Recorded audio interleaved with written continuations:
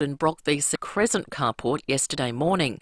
It was likely towed as the car was immobilised.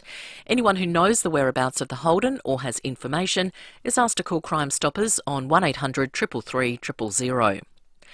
A new public time trial up Wollonga Hill will be a feature of next year's Tour Down Under. Tourism Minister Zoe Bettison says riders can challenge themselves against 7-time king of Wollonga Hill, Richie Port. 3 kilometres you go up, leaving in 1 minute intervals, and you take on Richie Port. For those that are into cycling, this is something that you'd never get the opportunity to do, except in South Australia in January 2024. The popular car park climb will also return next year, where amateur riders can race up and down Wilson Parking in the city's East End. Well, the wraps have come off the next generation Apple iPhone. Adelaide tech guy Richard Pascoe says the 15 will have new colours and some updated features. They've improved voice and audio quality for calls. A thing called voice isolation will cut out every bit of background noise, so all we'll hear is you when you ring up. Pre-orders open this Friday night. And a Mount Gambier woman says she started having a panic attack after winning $500,000 with an instant scratchy. The $20 ticket she bought at a local shopping centre turning into $500,000. She plans to see a financial advisor before spending it, but a new car and house renovations are on the list. Now turning to FIVEAA Sport. The BMW Demonstrator Sale event is on now. Experience exceptional value at your local BMW dealer today while stocks last. The AFL admits the outcome of Brayden Maynard's tribunal hearing will not sit well with everyone who watched and plays the game, but they'll not appeal the verdict. Port Adelaide is set to miss out on Melbourne ruckman Brodie Grundy, with the club told he's not keen on a move back to SA. The Swans are now in the box seat if he leaves Melbourne. The A-League could reverse its decision to sell the grand final hosting rights to New South Wales. There's talk it will be replaced with a Magic Round-style event. Allegations of rape, abuse and humiliation have been uncovered in a damning report into physical and sexual abuse in Victoria's racing industry. And 2-time Grand Slam champion Simona Halep plans to appeal her suspension from professional tennis for 4 years for doping violations. Now checking FIVEAA traffic. Jayco Adelaide's Great Escape Summer Sale ends this Saturday. Don't miss incredible savings on all stock units. Crash to look out for at Urbray, Fullerton Road near Kitchener Streets. Another collision, this one's at Modbury, Reservoir Road near Smart Road. And Somerton Park, Urgent Civil Works, Oaklands Road near Brighton Road. Lane closed there, speeds at 25. Sluggish at the moment, Greenhill Road at Unley Road with a camera at Gage Street at Firle.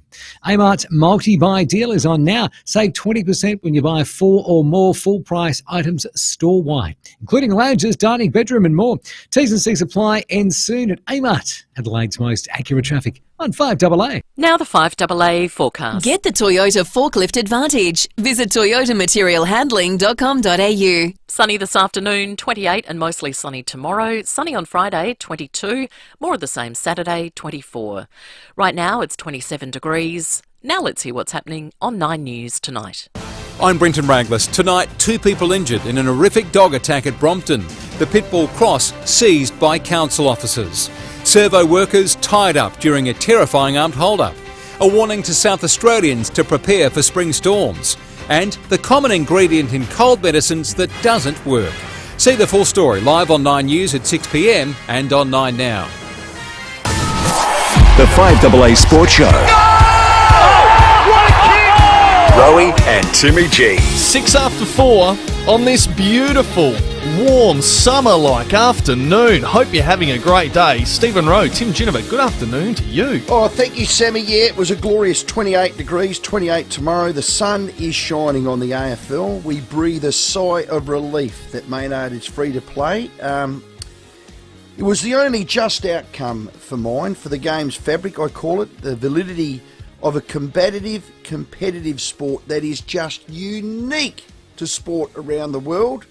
I know it's over the top. Timmy, welcome.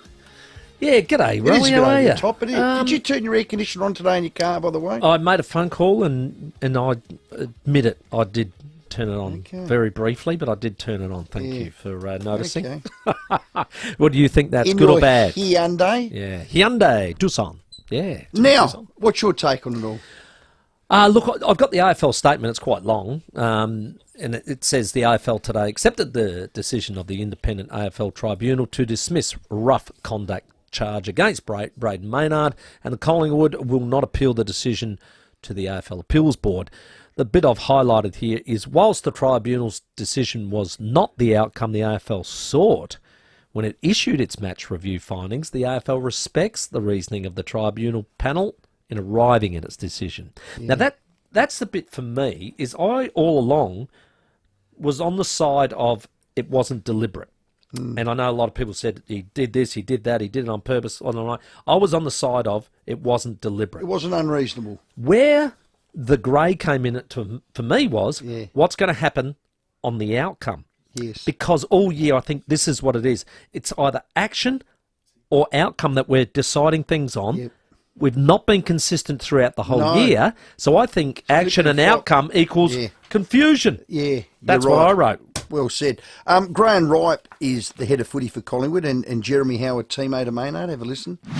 Yeah, he's really pleased. It's been a long 4 or 5 days for everyone, obviously. He was really pleased with the result, but it's been a really anxious 4 or 5 days and 4 hours of tribunal hearing and deliberation. It was a long afternoon. Happy that it goes, the result landed that way for us. It doesn't make you feel any better with what happens with Angus and how he's feeling at the moment, but clearly for us he's an important player, and then the club felt like they had a case that was going to be strong enough to get the result. So I'm happy about it, but like I said, it doesn't make me feel any better about what happened to Angus. Yeah, well said, Jeremy. A lot of us are thinking about young Angus.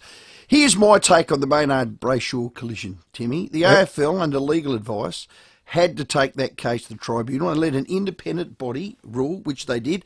And I reckon they knew full well it would land where it's land. Okay. And they knew it was going to be thrown out. And more so than that, I reckon the commission and executive, top down, inwardly, not publicly, inwardly, are pretty happy with that result. Because they've covered off, they've covered off what they needed to for down the track if there was to be litigation. And that's proven because they didn't appeal the verdict. They've just said why they haven't appealed the verdict. But here's the thing, and it moves on to now, you move on to the next phase of all this. Right now, for me, today, the AFL is meant to be run by a commission who govern it and then an executive. It's not run by the commission or the executive. It's ran by a group of silks, and it's ran by lawyers. And I'll say it's ran by them because CTA, which is that, name that big long word, which is the brain injury thing. CTE. Whatever the big long word is, we all know and understand what it is. And future litigation has our game right now by the short and curlies. End of story.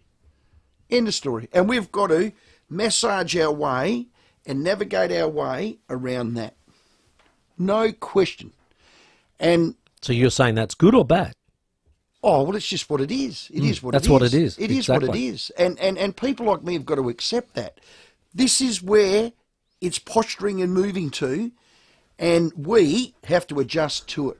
And this is another reason for it. But it's fallen where I think it should have fallen. The kid couldn't miss a grand final for that. So let's throw the lines open. Has the tribunal ruled correctly? Yes or no? Yeah, lines are open. Get us a call, yes or no? 8223 0000.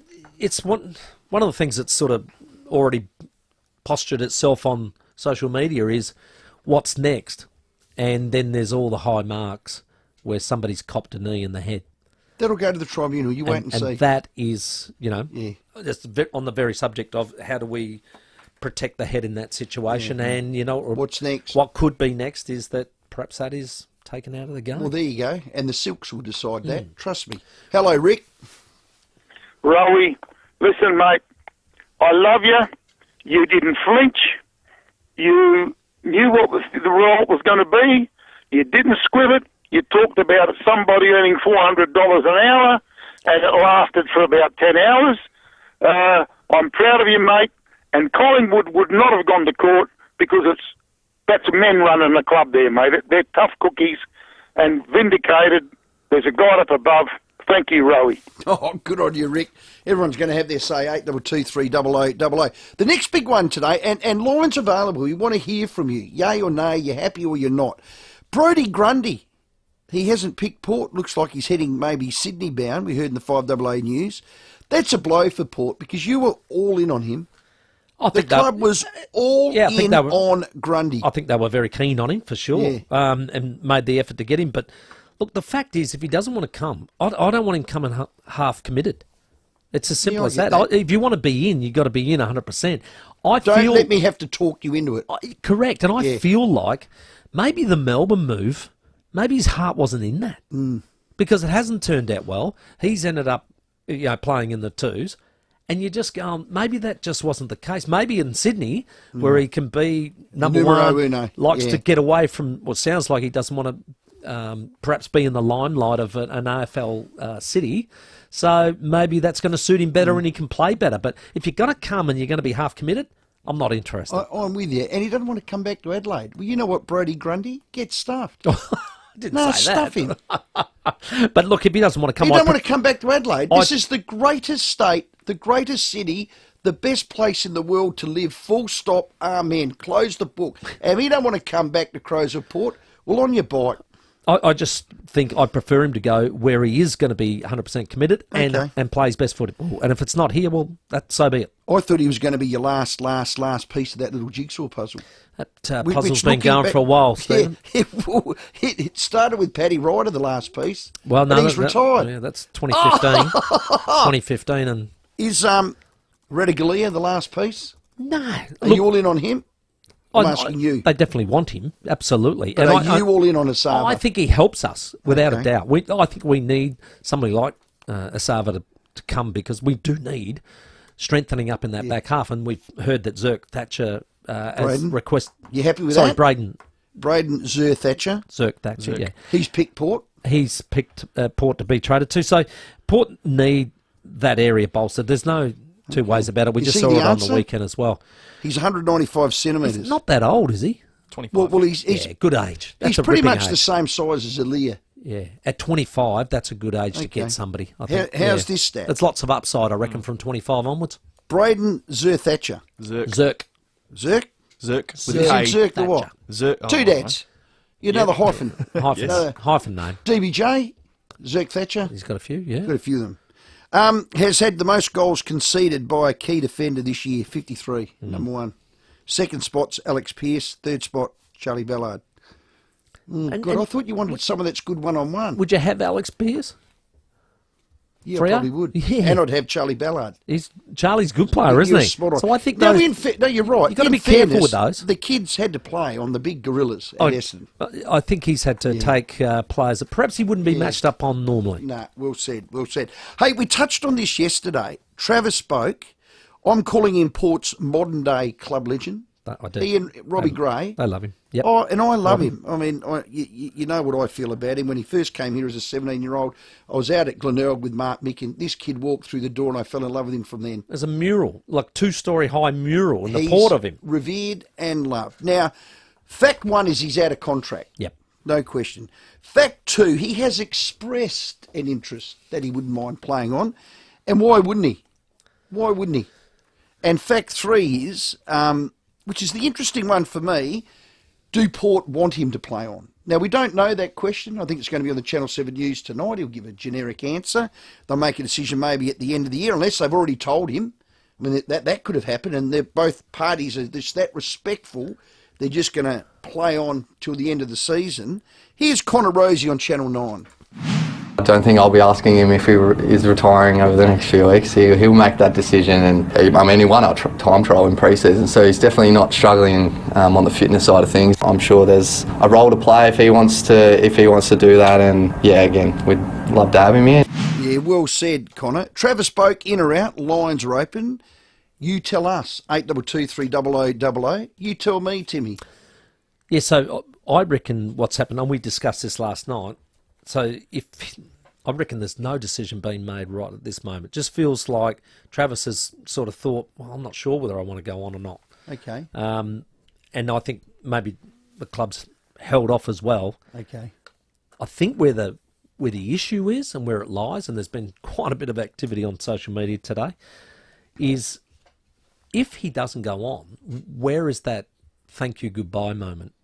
Robbie Gray had it, and it was quite a terrific farewell for Robbie at Adelaide Oval. Yep. And they were able to say goodbye to... Yeah, but you can't in finals unless it's a grand final. Well, you can if you sort of know that this is the last year. Okay. So you could. So for Tom Jonas, if his calf didn't pop, he would have had that moment to sort of say, at the last game, it's over. So that's important? Well, do you think it's important to Travis? I think it's important for players like Tom Jonas and for Travis to have the moment for the fans. I think for the fans' point of view, for them just be able to say goodbye. But if he doesn't want to retire, but the club do want him to retire, that's when it might get a little bit.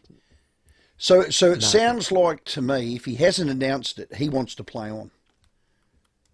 Don't you think? I would suspect and that if he they does. have come to an agreement between the club and he would make the announcement, this is my last year, and fans can say goodbye. So that hasn't. But it's hard to do it in cutthroat finals. I know, but because this week could be your last game. I think that probably discussion would have happened earlier, though, wouldn't you? At some stage, I would have been happening all year. Yeah, you'd think all so. Year. So I think both parties know. If they do, then that's great, and then they've obviously got a plan. I think both parties to execute it, but because you just don't want this one ending awkwardly, in my opinion, because of Travis's his contribution to Port Adelaide, but the way I think most people, when Port were on its knees, he could have left easily, and Geelong chased him hard. And I think that moment in time, I think automatically Port Adelaide go, we love that bloke and we owe him. Yeah. See, I have enough faith in both parties, enough faith in the club. That's what I said last night. To handle it, and enough faith in Boakey that they know where they're at. Let's hope this ends properly, as we should say. Well, the only thing it might not end properly, if he does leave at the end of the year and they have made that decision, the fans won't have said no.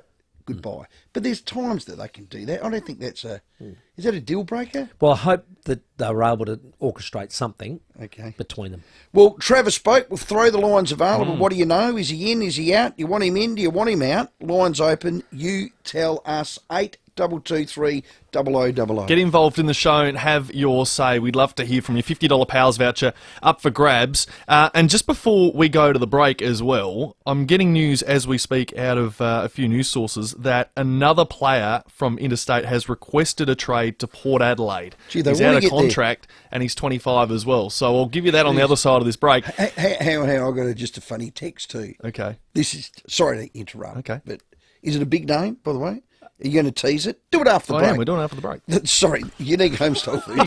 Yeah, I know. This just cracks me up. What's your text? Boys, Burn Jones, Pau Pepper, Zerk Thatcher, Horn Francis. Is that an AFL record for two dads? Oh, Timmy, you've got to call those games next year. Burn Jones gives it to Pau Pepper, to Zerk Thatcher, back to Horn Francis. You mentioned 8 names, it's 4 blokes. The Port Hyphen, there's a lot of them. 8223 0000. Joining the show, Lee Matthews, we got Where Are They Now? Johnny Bertrand's going to join us. Lots of stories to talk about. Get on the line and have a chat. It's 20 after 4. Rowey and Timmy G on the FIVEAA Sports Show. Caroline Wilson joins the FIVEAA Sports Show every Thursday afternoon from 5. Thanks to Harvey Norman Clearance Centre. Great range with manufacturer's warranties. Harvey Norman Clearance Centre, 919 Marion Road, Marion. Eat dirt. I'm going to leave you out on the side of the road on a stinker of a day. Or out in the rain for days, weeks, and drag you down a dirt road at 60 k's. Australia's tough. Good thing trailers from Adelaide Trailer Sales are tougher. Purpose-built, ready to go, hot-dip trailers and more. Aussie built to last whatever you put them through. Adelaide Trailer Sales, Morford Vale and Bordertown. Are you ready for massive Mazda savings? Mawson Lakes Mazda is having a huge demo clearance across the entire Mazda range. We are overstocked on current model Mazda demos that need to go. So be quick to snap up a demo deal in your favourite model and colour. There is no better time to take advantage of these amazing deals. Be quick, stocks won't last at these prices. Mawson Lakes Mazda, just a short drive from the city, Salisbury Highway. The referendum is coming soon. It's important you're enrolled to vote. If you've recently changed your name or address, turned 18 or become an Australian citizen, you must update your details or enrol now. Check your details or enrol online at aec.gov.au or pick up a form from any AEC office and return it this week. When you vote, your answer matters.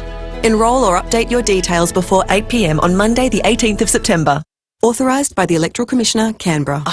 I used to dread looking in the mirror each morning. At Lidham's Dental, we'll do more than transform your smile. We'll transform your entire outlook on life. I realise now hiding my smile hid my personality. No matter the condition of your teeth now, our all-on-4 treatment is simple, comfortable, and it only takes a day. In 24 hours, I've reversed 24 years of distress. New smile, new you, in a day. Visit lidhamsdental.com.au. What will you look forward to when you take the first step to great retirement living? Many people who make the move to an FIVEAA retirement community speak of the feeling of belonging, looking forward to trying new activities and making new friends, finding a place that truly is home. It may feel daunting to start with, but the friendly team at FIVEAA are here to help you make the decision that's right for you. One with a little relief, less worries, and a whole lot more looking forward to life.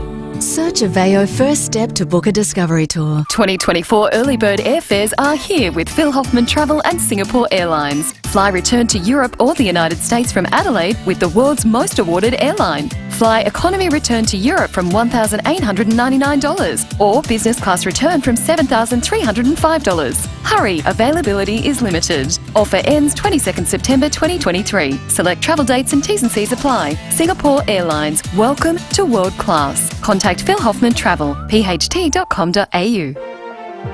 With more stores close to home and everyday low prices, great food lives at Foodland, the mighty South Aussies. Rowey and Timmy G on the 5AA Sports Show. 24 after 4, we'd love your calls. 8223 0000, the number. You can talk about the Maynard Tribunal last night. You can talk about Travis Spoke. Do you want him to play on next year?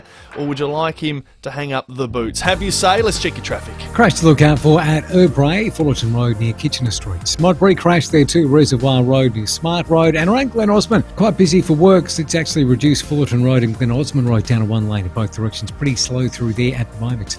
Cameras Barnes Road, Glen and Briar Road at Felixstowe. Want a crazy deal for your bathroom reno? Drop into Beaumont's Clearance Centre, Richmond, for back-to-wall toilet suites from just $350, plus heaps of in-store specials. Be quick.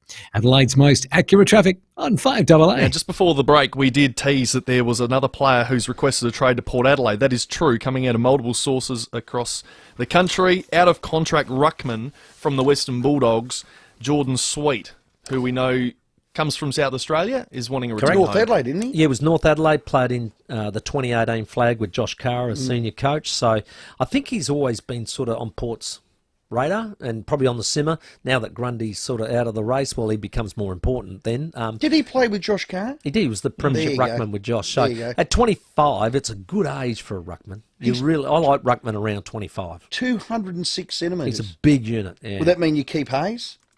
Well, I think there's a few boys on the list who are out of contracts. I'm not sure how they'll go about that. So you want to get Asava, 2 dads, and Sweet. You got pick 37, 43, 72 and 90. So something's going to need to go out the other end. Yeah, well, they'll work it out. Hey, mate. Cripsy. Cripsy's unbelievable. I am not questioning him. No, at all. Sure. He knows what he's doing. There you go, Mario. Yeah, Rowey. Timmy, how are you? Hey, Mario. Yeah, how's it going, guys? Good, buddy. Rowey, I don't know if you remember me, Father's Day lunch. Oh, where at? Where did you go for Father's Day lunch? I had the best Father's Day ever at Vic Park. You did, with me too. We had a bit of a chat there with our grandson. Oh, was that you, Mario? Oh, sorry, I spoke to a few people, but yeah, beautiful. Yeah. How good is that joint? Oh, lovely. Oh. Fantastic. Yeah, great place, lovely food, and great atmosphere. It was excellent. Especially with you having a bit of a chat. Anyway, Travis Spoke. Yeah, I reckon the champion that he is should continue. Okay. And he should go out on his own terms if he hasn't already decided. But, definitely it's a good send-off. Yeah, well, let's hope he gets it, Mario. Great to meet you, buddy. Hello, Chris. G'day, boys. 2 comments, if I can. I'll make them quick. In relation to Grundy, even before the Jordan Sweet interest was made public, I wasn't that devastated that he wasn't going to come. I think there's a fair bit of growth in our junior boys there with Vicentini and Teakle, and they're only going to get more games if we haven't got these star ruckmen around the place. And I think it allows the club to be hopefully a bit more sort of respectful towards Lysett, who I think he ain't Maxi Gorn, but he gives you heart and soul, and he needs to be respected in the whole negotiations around this, I think. Good call, Chris. Well done, mate. Excellent. And, I think Scotty Lossett's got a big job Saturday night as well.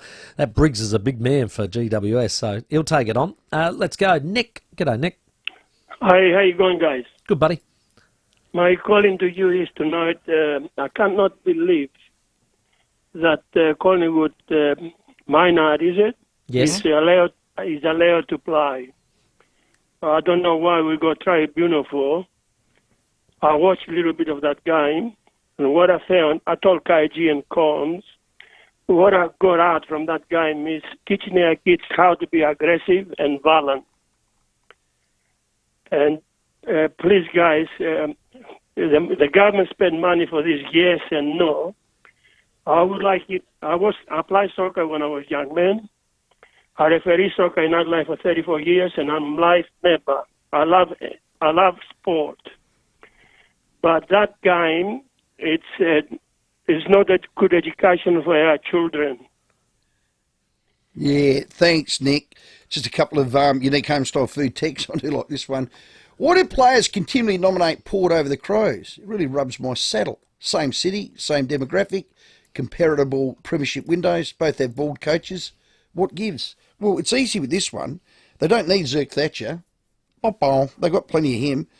Probably don't rate Asava. They've got, Nick Murray, and they've got Butsy. And Sweet's not Kieran Strawn. That's easy.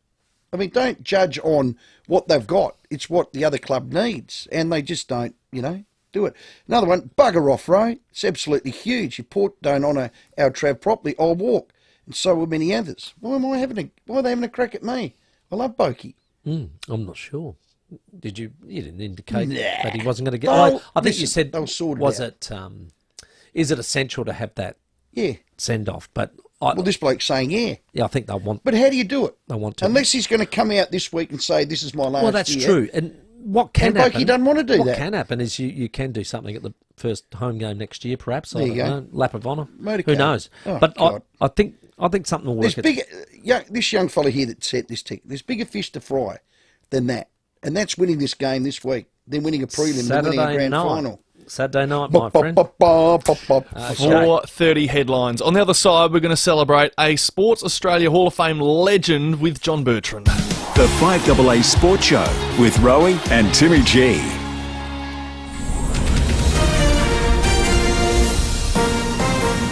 This is Adelaide's 5AA. Good afternoon. Mel Usher with the latest news headlines. 2 men have been arrested by the Crime Gangs Task Force at Felixstowe following investigations into recent violent incidents. Qantas says it acknowledges and accepts the High Court decision to dismiss its appeal over the sacking of almost 1,700 ground staff. More than 5,000 people are feared dead as a result of severe flooding in Libya. And in sport, the Western Bulldogs have confirmed Jordan Sweet has requested a trade to Port Adelaide in the upcoming AFL trade period. Now checking 5AA traffic. Jayco Adelaide's Great Escape Summer Sale ends this Saturday. Don't miss incredible savings on all stock units. Crash to look out for at Urbray on the drive home, Fullerton Road near Kitchener Street. Another one at Modbury, Reservoir Road near Smart Road. At roadworks cause a few headaches today at Glen Osmond. Really heavy roadwork low there, so Fullerton Road and Glen Osmond Road are down on one lane in both directions, pretty slow. Quite busy Brighton Road at Glenelg East with the camera Osmond Terrace at Norwood. Get set to watch the big games with a new king-size TV from Harvey Norman. Save $1,800 on the Samsung 85-inch frame TV, now $3,795. Limited time at Harvey Norman. Adelaide's most accurate traffic on 5AA. The 5AA forecast, mostly clear tonight, down to 16. Mostly sunny tomorrow, 28. We'll have more news at 5 and as it happens on 5AA. At SEW Eurodrive, we understand things don't just go wrong between 9 and 5. Our renowned emergency breakdown service ensures constant motion of production lines and ancillary equipment 24/7. Visit sew-eurodrive.com.au. Every child deserves a life of safety, stability and nurturing towards their growth and development. Centrecare Foster Care specialises in supporting children to reunite with their birth families when safe. We can't achieve this without foster carers, special people who walk alongside families in challenging times. If you're caring and compassionate, please consider becoming a specialist reunification foster carer with Centrecare today. Find out more at fostercare.centrecare.org.au. Well, over the past 50 years, trends have come and gone. They have. And there are some we hope we'll see again and again and again, and are the trendsetters. Well, Italia Ceramics is that. Vince Fozzo and his team, his family. I have a real strong connection with them. I painted their houses. You did indeed, 50 years. I've actually painted their Glenburn Road showroom on a number of occasions. There you go. While a lot has changed in time, local family-owned Italia Ceramics are still here helping South Aussie stay in style. So imagine all the different styles they've done over those 50 years. They are the best. This year they're celebrating 50 years of bringing the latest in premium on-trend floor and wall tiles and stone to Adelaide homes. Others have tried to emulate, others have tried to copy, and you do that in business because you try to be the best. Well, no one can get close to Italia Ceramics. There's only one place. They are the best. They've got a huge selection of ceramic, porcelain, mosaics, concrete look, marble, natural stone, terrazzo and more. And the team of expert consultants and designers will help you choose the right tiles for your lifestyle, indoor and out. They maketh the house. Oh, yeah. Oh! Got to make the look. Now, visit the award-winning showroom on Glenburn Road. Give us a report on the painting job. Just make sure that it's a good one, up to scratch. Well, Rowey will go back and fix it. Well, it was years ago. Yeah, well, that's true. Get online at italiaceramics.com.au. Who would speak for you if you couldn't speak for yourself? What would they say? Accidents, illness or death can happen at any time. So it's important to talk to your family about your wishes and document them. Use Plan Ahead Week to speak for yourself. Make your wishes clear and protect against abuse. Search SA Health Plan Ahead for more information. A message from the Government of South Australia. Footprints, hundreds of them, thin ones, big ones, muddy ones, in every room of your house. You might expect that from tradies when you're renovating, but not when you choose Bathrooms by Design. All our tradies, including tilers, plumbers, electricians and carpenters, are overseen by one project manager. They're flawless, meticulous and as coordinated as a ballet, but without the tutus. Reward yourself every day with a luxury bathroom. View our designs at bathroomsbydesign.com.au. With more stores close to home and everyday low prices, great food lives at Foodland, the mighty South Aussies. Rowey and Timmy G on the 5AA Sports Show. 25 to 5, Lee Matthews after 5 o'clock. You can call in 8223 0000 the number. Travis spoke. Do you want him in? Do you want him out next year? And Braden Maynard last night. Was the decision right or was it wrong? Sport Australia Hall of Fame. It's a huge honour if you can just get in there. Well, if you get elevated to legend status, well, you are knocking them out of the park. Well, little South Melbourne Rover, just an absolute gentleman too of the game and in life. Bobby Skilton has been elevated to legend. 237 games across 1956 to 71. Kicked 412 goals as a Rover. Presented the cup to Rowey when they finally broke that massive drought. It was fantastic to see. An absolute legend. We've got the actual chair of the Sporting Australia Hall of Fame. He's a legend. John Bertram. G'day, John. Afternoon, boys. Hey, mate, it says in here, look, it's great when you meet these sort of people. You just find out how humble they are. There's not many more humble than Bobby Skilton, are there? Oh, look, you know, the higher you go, the more that's relevant, that comment. You know, like Barassi, Skilton, Whitten, Polly Farmer, these characters, you know, they're all part of the Sport Australia Hall of Fame. And I was with Bobby Skilton yesterday, and I said 3 Brownlows, Bob. He said, "Yeah, you got to have a bit of luck from time to time." You know, that was his natural comment. For goodness' sake, you know, it's just fantastic. You know, what a champion of a man. Absolutely. I love that attitude. It's so good, isn't it? You know, one thing I'm pleased about, John, is that sometimes these acknowledgements come when the person's passed. I'm so glad that Bob's here to enjoy it with his family. Yes, and we made that. You know, correct. That's exactly right. You know, he's at the. You know, he's in a bit of trouble now, and it was important to you know, recognise him now with his family and his close mates, and that's what we're able to achieve. But I'll tell you one story, like how the game has changed so much. Well, first of all, one thing I said, Bobby, what do you think about the modern game? You know, he paused for a while and he said, I'd like to see a bit more biffo. Oh, God, he won't get on the commission, John. No. Forget it being up in front of the tribunal. Yeah. And then the next element was, okay, 3 Brownlow. The first Brownlow, he didn't know anything about it. He was coming home from trade school, he was not 19 or 20 years old. And all the neighbours were out in the street waiting for him to come home to tell him that he won the Brownlow medal. How the game has changed so much. Yeah. But, a champion of the game through and through. It's just wonderful. You're the chairman of the Sports Australian Hall of Fame. You too have been elevated to legend of it. This would be our most prestigious sporting award, would it not? Yes, it is. It'd have to be. Yes, correct. The Sport Australia Hall of Fame members come from all sports from within this country, so it's unique globally. There's nothing like it in the world. In the US, you have NFL Hall of Fame. In Australia, you've got the AFL Hall of Fame. But we're talking about, it started off with Dawn Fraser and Bradman, and, it just goes on and on. The people involved, John Eales, Greg Norman, Kathy Freeman. So across all sports of our country, and so there's only 4 AFL legends that have been elevated into this Hall of Fame. Yep. Yeah. Lee Matthews, Ron Barassi, Ted Whitten, and now the great Bobby Skilton. All Victorians, I might say. So Polly Farmer.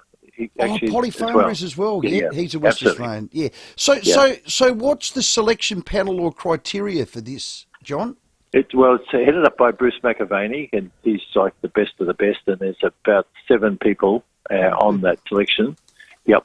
And the research is very, very deep. We compare it with, and it's difficult. Let's face it. AFL relative to cricket, relative to whatever. It's difficult to compare apples with apples, but nevertheless, they do a pretty damn good job. Yep. Yeah. And while we got you, John, to be remiss of us not to mention it's your 40th year anniversary of Australia 2's America Cup win back in '83. Wow. How can that be that long ago? It's only 13 days away from the actual date, 26th of September. God. So, yeah. That's right. Yeah, wow. Yeah, well, it's a big one. The boys are coming in from all around the world as well as from Australia, around the country, and we're getting together in Perth. Actually, it'll be a big deal. The Western Australian government are behind it, and there's rock concert and God knows what. Anyway, it'll be fun. How many of us are still with us, John? I mean, you're a sprightly 76. We've lost Bondy and Ben Lexon. What about the team? Yeah, all of our racing team is still with us. Oh, yeah. Fantastic. That is unreal, mate. We've watched the Netflix special on it too. It's absolutely brilliant. So anybody that hasn't done that, please do it. It's one of the greatest moments in Australian sport. We know you push for time. We really appreciate it, John, for coming on and honouring Bobby Skilton into the legend status of the Sport Australia Hall of Fame. Thank you very much. Thanks, guys. Thank you. Yeah, John Bertrand, a star. If you haven't read this book, it's Born to Win, The Power of Vision by John Bertrand. One of the great sporting books about '83. It's amazing. They never referred to the Americans who were undefeated, O'Connor and his team, by name or anything. They just referred to them as the Red Boat. They gave them no respect. Yeah. They just said it's the Red Boat, the Red Boat. Never mentioned their names because they for 100 and odd years, 147 years, they'd won it. But they put them on a pedestal. Oh, we can't beat them. We can't do this. We can't do that. So from that, it's just another boat. It is just a red boat. If you watch that Netflix special, you've got to watch it. You'd love it because you're into it, right? Yeah. I'll tell you one thing I didn't know. During the race series, so it's the best of 5, when Australia 2 had won its second race, they then enforced a new rule and brought it in put it up on its thing and said this is an illegal hull and all this and the wing keel. They did everything. This is illegal, and they tried to stop it. It was unbelievable. So what they went through, and again, like I say, probably one of the greatest Australian sporting moments in history. Let's go to one of the greatest suburbs in the greatest city of the greatest state of the greatest country in the whole wide world, Henley Beach. Hello, Brian. Good day, fellas. How you going? Good, buddy. Get back there one day. Look, just going on what John Bertrand said, I was lucky enough to actually work with Coca-Cola 55 years ago, and Bob Skilton was the sales manager at the time. Wow. He was too for years. That's amazing. He was, and a terrific bloke, just a terrific bloke. And great. we'd go out for a drink after work, and because everybody wanted to talk to him and all that sort of stuff. And he was never impatient. He was just terrific. He was just a terrific bloke. What was his nickname back then, Brian? Oh, just Skilts as far as we knew him. Oh, wow. Fantastic, mate. Well, you would have sold a few cans, I'd say, on the back of him. Good Well on done, you, mate. Brian. Thanks for sharing. Trev? G'day, mate. How are you? Bobby Skilton. I can remember him standing on the dais at the half-time of the 1970 grand final when Collingwood were 42 points ahead of Carlton. And he stood up there with two black eyes, with his hands behind the back, and a smile like a Cheshire cat. And he was so gracious, and he was brilliant. That's how tough he was. Two black eyes he had. 171 centimetres tall, got whacked around the lamb chops like no tomorrow. No talk of that era having CTE, is there? It was a tough era. And I'm not no doubt playing about down that. that. Don't get me wrong. I'm not trying to belittle those that are or not, but it is amazing, isn't it? He was a tough They used to knock each other's blocks off. An absolute legend of the game. Congratulations, Bob. No surprise. Very worthy of being elevated to legend status. Let's do this. 82230055. Port Adelaide fans who want to head along to the semi-final against the Giants at Adelaide Oval Saturday night. You want to do this right now. Get involved in our Timmy's quiz, I suppose. 82230055. Take part. Our top two callers, our lucky callers that get through, are going to take part and go head-to-head. Best of 5 quiz. Very, very simple indeed. So your tickets, a double pass. 82230055. We'll do that next. Let's check your traffic. Afternoon at Dulwich, breakdown slowing things up. Fullerton Road at Greenhill Road with a left-hand lane blocked at the moment. Crash at Banksia Park to look out for. Haynes Road near Milne Road. Another collision, this one's at Modbury, Reservoir Road near Smart Road. Quite busy at the moment. Brighton Road at Glenorg East. Slow Marion Road at Anzac Highway with a camera at McGill Road at McGill. You deserve the best. Grab the best of Bondi box, quarter chicken, snack chips and a single Bondi burger, all for just $16.95, only at Porto. Adelaide's most accurate traffic on 5AA. The 5AA Sports Show, Rowey and Timmy G. It's the biggest show in September, and 5AA has your chance to get there in style. Listen to 5AA Breakfast all week from 6 till 9 for your chance to win exclusive tickets to the 2023 Toyota AFL Grand Final, including flights and accommodation in Melbourne. And he kicks another one. This will be an incredible football experience you will never forget. Win your way to the GF all week on 5AA Breakfast. At Terrain Tamer, we've tried to take all the hard work out of four-wheel driving, so you can be an expert as well as an enthusiast. Our parts interpreters talk fluent four-wheel drive because we're talking with 50 years' experience. We've got all the four-wheel drive parts you'll ever need, so you can toss them in the back for cheap insurance. When you're miles from the closest mechanic, you'll appreciate that advice. Terrain Tamer, we talk fluent four-wheel drive. No other beef comes close to tender, whole Aussie beef eye fillet. What about a beefcake? No, sorry, Chad. Oh. Chin up. It's now only $29.99 a kilo at Aldi. Chin-ups? Awesome! Aldi. Good. Different. How would you like a 100k payday? Well, get your tickets in the Hospital Research Foundation Home Lottery by Friday the 15th of September. That's this Friday, just a heads up. You'll be in the draw for one of 5 winners of $100,000 cash. Saying it slowly makes it even bigger. Yeah, 100 grand. huge. Imagine what you could do with that. I don't know, a house deposit.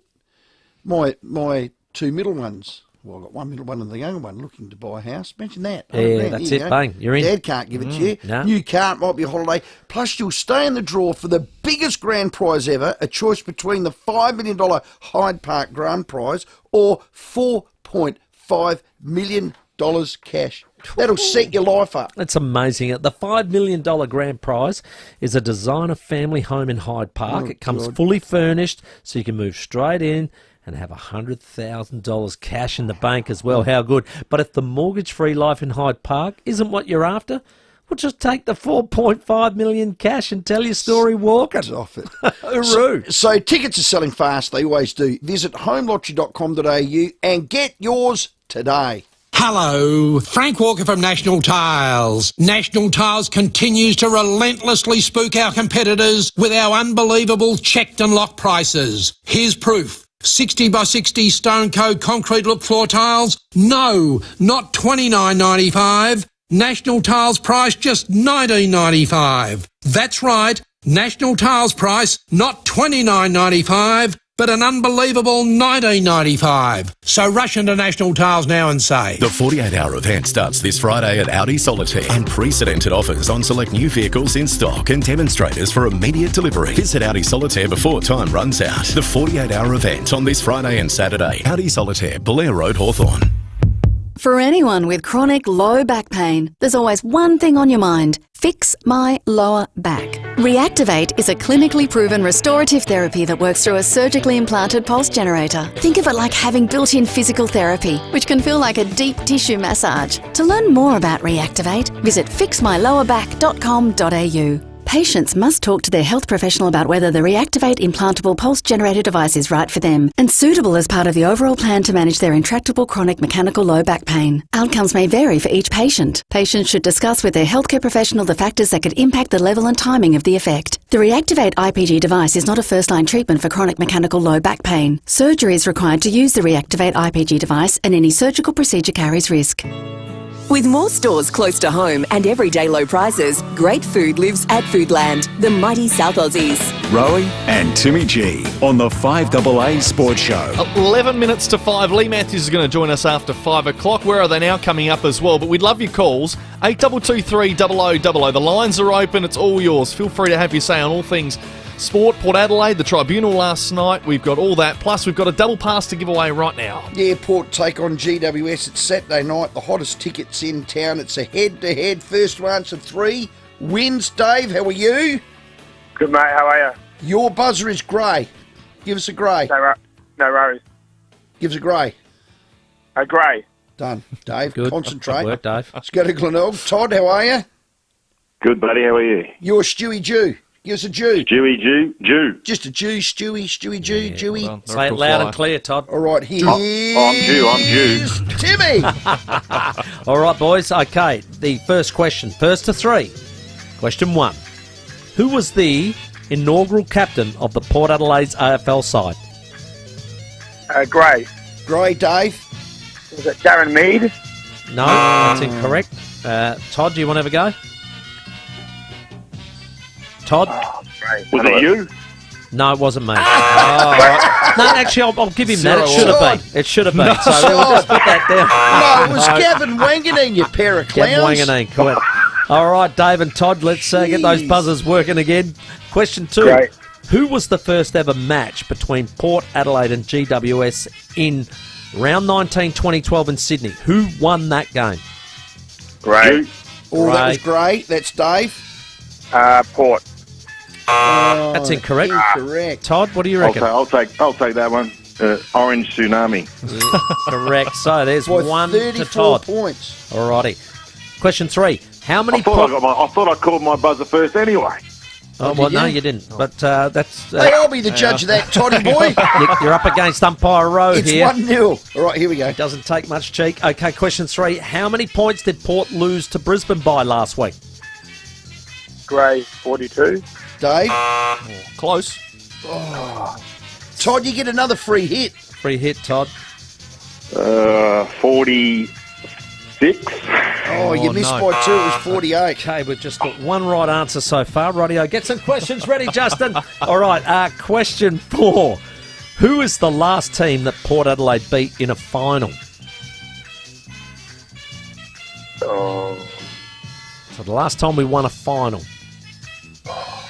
Jew. That is you, Todd. Richmond. No, that's incorrect. Dave? Dave, you want to have a go? Geelong? That is it was. correct. So, Dave, you've hit back. It's 1-1. 2021 qualifying 5. Just before we go to the next one, Todd, who do you barrack for? Do I have to answer that? Yeah, because it's not Port. What about you, Dave? Port. Oh, well, thank God one of you do. Todd, I've got come Port, on, mate.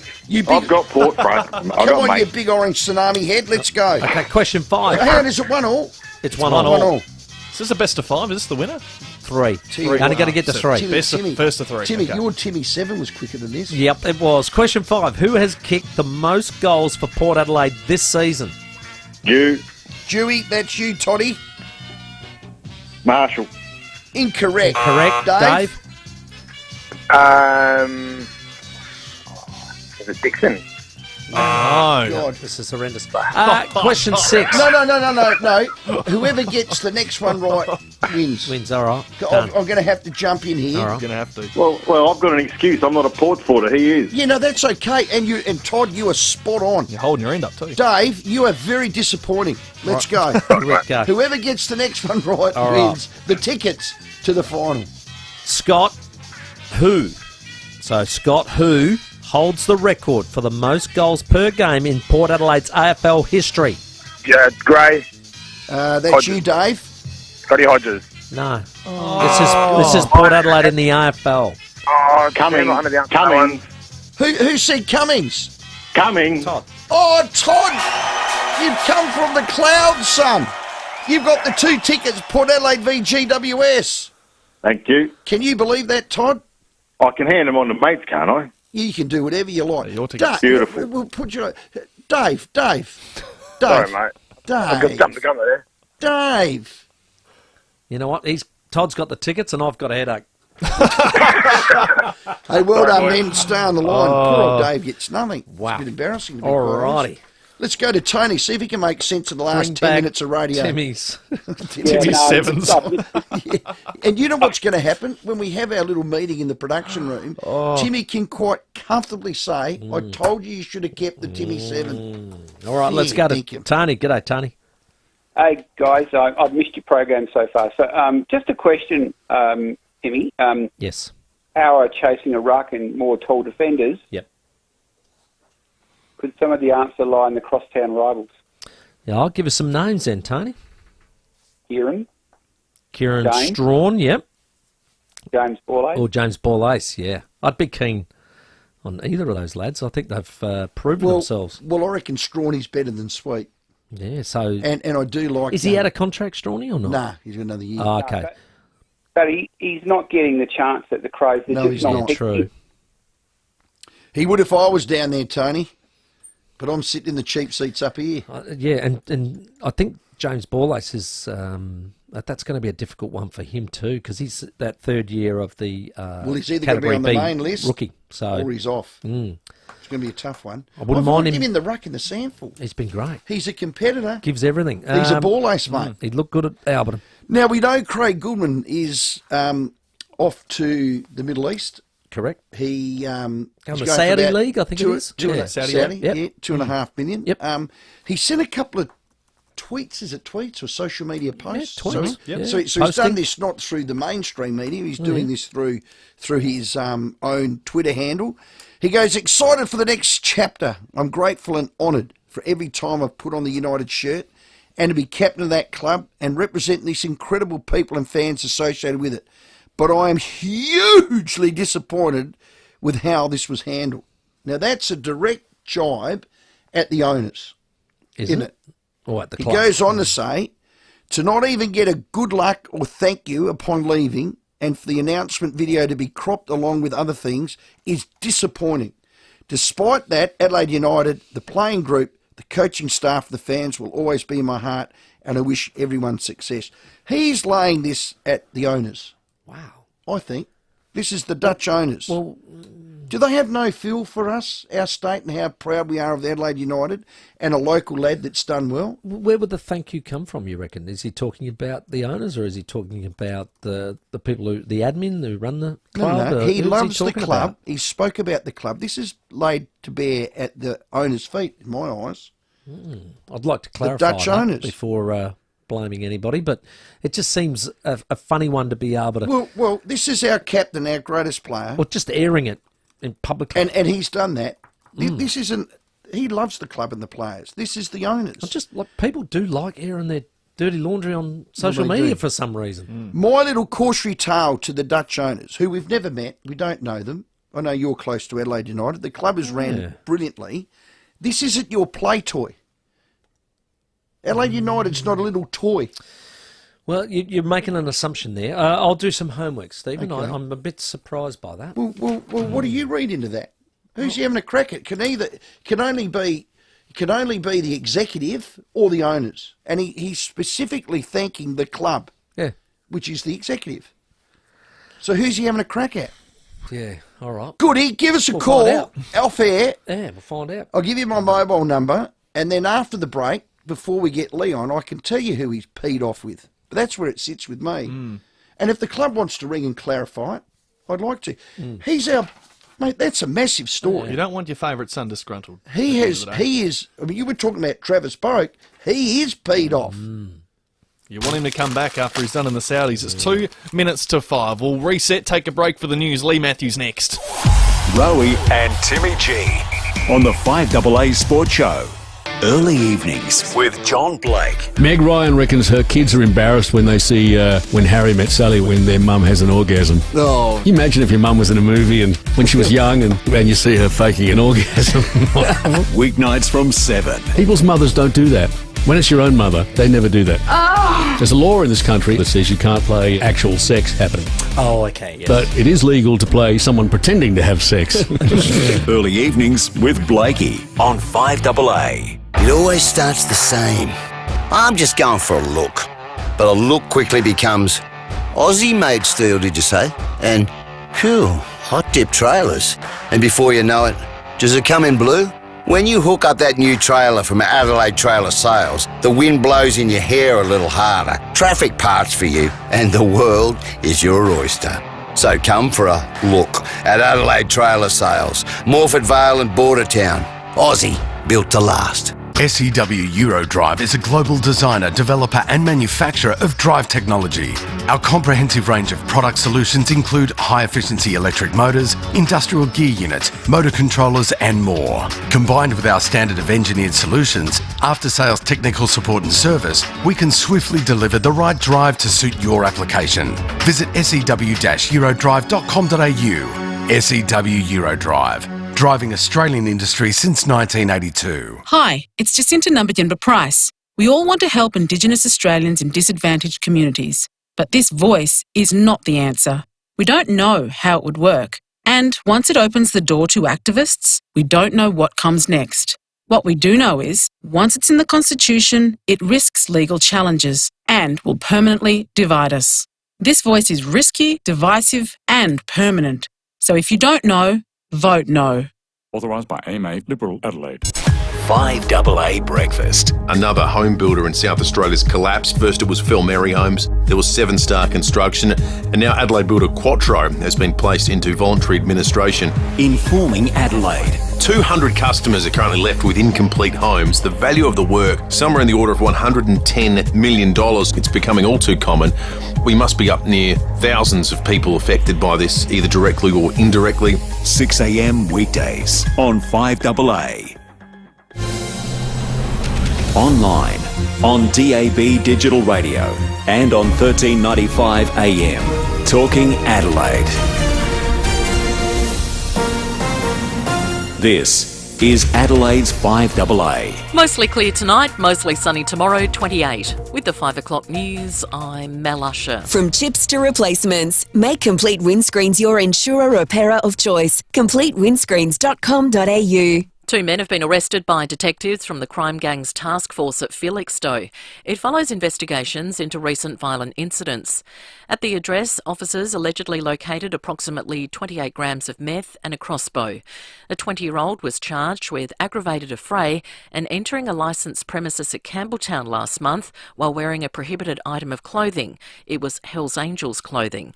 He was also charged with possessing a prohibited weapon in relation to the crossbow. A 36-year-old was charged with aggravated assault cause harm in Adelaide on September 4. Both men jointly charged over an incident at a Glenelg licensed premises 10 days ago. The younger of the two will front court tomorrow. The elder has been bailed to appear in November. Qantas says it acknowledges and accepts the High Court decision to dismiss its appeal over the sacking of almost 1,700 ground staff.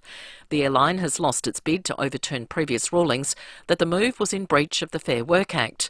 The Transport Workers Union is hailing it as an historic victory and is now turning attention to the fight for compensation and change at the airline. Don is one of the affected workers and says it's been a long and difficult process. Well, what a day. It's It's been 3 years that we've gone through this unnecessary dragging through the mud. We loved Qantas, the people behind me, the workers that stood there, made sure that your airline was the safest in the world. It's not the safest in the world anymore, but let's hope it gets back to there. The Voice debate has consumed another day of Parliament as accusations of racism dominate the discussion. Michael Packey is in Canberra. Prominent Voice advocate Marcia Langton is under fire after claiming no campaigners are using racist or stupid tactics to confuse voters. Professor Langton has told the ABC she'll call out misinformation when she hears or sees it. Using fear over fact to frighten Australians into voting no. The issue has dominated question time, with the Indigenous Australians Minister Linda Burney repeatedly asked to condemn the comments. Ms Burney refused to directly rebuke Professor Langton, but again urged respectful debate from both sides. We must be guided by love and by faith. Australians will go to the polls on October 14, with the referendum so far on track to fail. And federal parliament has begun considering major tobacco reforms, including warnings on individual cigarettes in a bid to reduce smoking rates. Zach De Silva has the details. A suite of changes will be aimed at halving the nation's smoking rate to 5% by 2030. Vapes would be covered under existing advertising rules and individual cigarettes would need to display health warnings. Federal Health Minister Mark Butler says it's about keeping up with the tobacco industry's marketing tactics. They've been clever and cunning at making their deadly product more appealing. Tanya Buchanan from the Cancer Council says it's a much-needed overhaul. We want to see Parliament support this legislation. The changes are expected to take effect in 2025. A luxury cruise ship has run aground in remote Greenland. 206 passengers and crew are on board the vessel. Approximately 90 of those are Australians. The cruise operator says there is no immediate danger. The closest ship isn't expected to arrive until Friday. Now turning to 5AA Sport. The BMW demonstrator sale event is on now. Experience exceptional value at your local BMW dealer today while stocks last. It's case closed on Collingwood's Braden Maynard and his collision with Melbourne's Angus Brayshaw, with the AFL electing not to appeal the tribunal's verdict. The league has released a statement saying it reached the decision after careful consideration and review of last night's 4-hour tribunal hearing. Executive General Manager of Football Laura Kane says while it was not the outcome they were hoping for, they felt an appeal wasn't feasible. It was a really difficult situation. It's a difficult incident. It's really challenging for everybody involved, but we didn't feel there were grounds to appeal. That's it put plain and simply. If we did think there were grounds to have appealed, we would have. Jordan Sweet has rejected an offer to re-sign with the Western Bulldogs, seeking more opportunity at senior level. The 25-year-old is requesting a move to Port Adelaide after managing only 11 senior games in 5 years at Whitten Oval. Oleg Markov has secured a new deal with Collingwood after playing 21 games in his first year at the club. And ex-Wimbledon champion Simona Halep has been banned for 4 years for anti-doping rule violations. She plans to appeal. Now checking 5AA traffic. Jayco Adelaide's Great Escape Summer Sale ends this Saturday. Don't miss incredible savings on all stock units. At Dulwich, there's a breakdown Fullerton Road at Greenhill Road causing a few delays. Banksy Park, a crash there, Haynes Road near Mill Road. Another collision, this one's at Erbray. Fullerton Road near Kitchener Street. Really sluggish at Glen Osmond due to roadworks. Fullerton Road at Glen Osmond Road down a one lane both directions. I got a camera Arthur Street at Tranmere. The referendum is coming soon. Enrol to vote or update your details by 8 p.m. Monday, September 18 at aec.gov.au. Adelaide's most accurate traffic on 5AA. Now the 5AA weather. Get the Toyota Forklift Advantage. Visit toyotamaterialhandling.com.au. Mostly clear tonight down to 16, mostly sunny tomorrow 28, Friday mostly sunny 20, Saturday sunny and 24. Right now it's 27 degrees. Now let's see what's happening on 9 News tonight. I'm Brenton Raglis. Tonight, 2 people injured in an horrific dog attack at Brompton. The Pitbull Cross seized by council officers. Servo workers tied up during a terrifying armed hold-up. A warning to South Australians to prepare for spring storms. And the common ingredient in cold medicines that doesn't work. See the full story live on 9 News at 6 p.m. and on 9 Now. I'm Kathy Nagel, the Chief Executive of Western Hospital Henley Beach. Orthopaedic surgery is enhanced at Western Hospital by a well-established short-stay program focusing on returning you home following your joint replacement. A joint school is provided prior to surgery, led by experienced orthopaedic nurses and physiotherapists who support you during your journey toward a safe and often early return home. For more information about orthopaedic short-stay surgery, visit westernhospital.com.au or call 8159 1200. Did you know home care packages are available to residents aged 65 plus in Adelaide? Janu are experts with over 30 years experience, partnering with local providers, helping you get the best value from your home care package and enabling you to maintain independence in your own home. To find out more about Janu's home care packages today or how to transfer your existing package, call 1300 558 368 or visit janu.org.au. Genu, supporting you your way. You want to shut out the wind and rain in winter, or the sun, flies and mozzies in summer, but you don't want to sacrifice your view? Then you need Phantom Screens. For protection from sun, wind and rain all year round, Phantom's SA-made outdoor motorised blinds can span up to 12 metres wide. They offer effortless automation, a blind that's there 1 minute and gone the next. From the hills to the coast and everywhere in between, choose Phantom Screens. Get inspired online at phantomscreens.com.au. With more stores close to home and everyday low prices, great food lives at Foodland, the mighty South Aussies. Rowey and Timmy G on the 5AA Sports Show. 8 minutes after 5 on this very sunny Wednesday afternoon. Hopefully having a great day, because we are. On. It's so good to have this weather back. We're enjoying Sun's out, guns out. You got the guns out? No. I've got the shorts on today. I've got the complete windscreen's long sleeve topper, but you've got the big black t-shirt. I am. I'm repping summer wear today. You can watch us all on the Foodland live stream on Facebook and YouTube, streaming every show. Where Are They Now is coming up this hour. We're throwing back to the 70s. Max James, a Port Magpies premiership player, to join us at 5:30. And we'd love your calls as well. 8223 0000. The lines are open all the way to 7 o'clock. $50 Powers voucher for you. Lee Matthews, we're welcoming him on a Wednesday, all thanks to Cosco. Discover the Cosco Energy Group difference and organise a free quote today. Visit cosco.com.au. Lee Matthews. Oh, the post is broken. Matthews in it. Oh, talk about a he-man. On the 5AA Sports Show. Great man, welcome.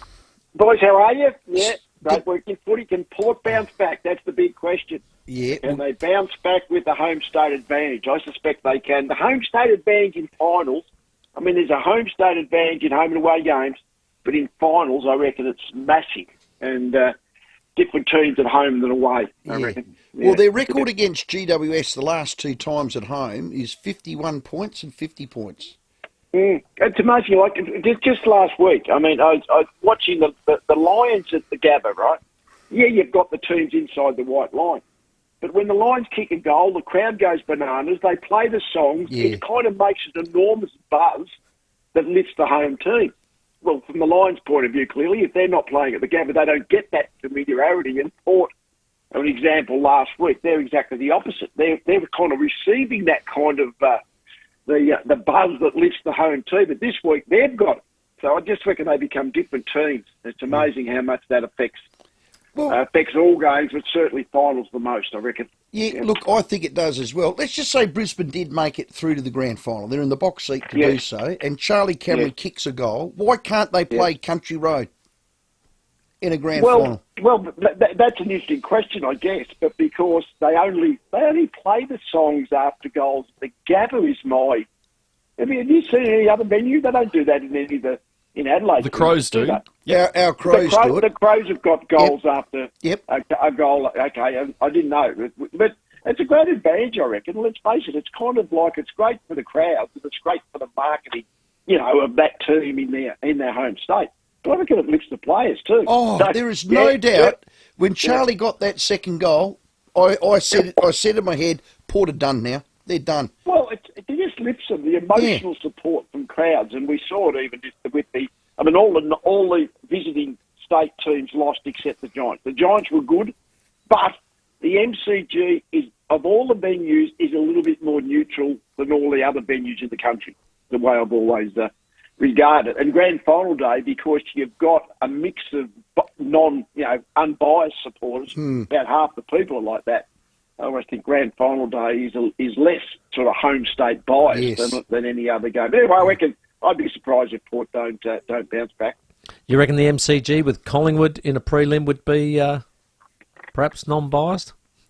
No, they'd still be biased, but more so in, say, the preliminary final than it would be in the grand final. Definitely prelim. Yeah, definitely. Yeah, it's a corporate event the week after, no doubt. It is, that's right. That's it. Yeah. Well, one bloke that'll be playing in that is Braden Maynard. What do you think of the call? Two things. I thought probably, to me, it was like 55% guilty, I guess, or careless. I mean, not careless, and 45% accidental. That was kind of the way I probably looked at it. I would have been mystified if it hadn't gone to the tribunal, which it did. But having been found that there was no case to answer, I mean, it took them 4 hours to get to that point, but eventually there was no case to answer, no penalty. I would have been mystified if the AFL decided to appeal. That's ridiculous. They're not going to appeal a decision that's kind of like a grey area line ball thing, wasn't it? And they just keep popping up in footy. Things that then he was running at him. He actually jumped in the air to try and smother the kick, touch the ball. I guess it was a high extended smother, and then come down on top of poor old Angus Brayshaw and knocked him in the next week. So. I was 55% that his action was careless at that last split second. But the biomechanist, he knows footy better than me, bro, because he said you can't react in 0.4 of a second. I don't know about you. This is right. In modern footy, let alone old style footy, right? Modern footy, an accident is when you do not see the opposition player. If you see the opposition player, then I do think you're probably responsible if you make contact to his head. That's a good point, actually. That's the way I look at it. I mean, when you watch sort of modern training, they do a lot more close quarters, little handball drills than we used to do probably 20 or 30 years ago. But even back when we played Rowey, if I saw a player, unless I tried to hurt him, I wouldn't accidentally hurt a player if I saw him.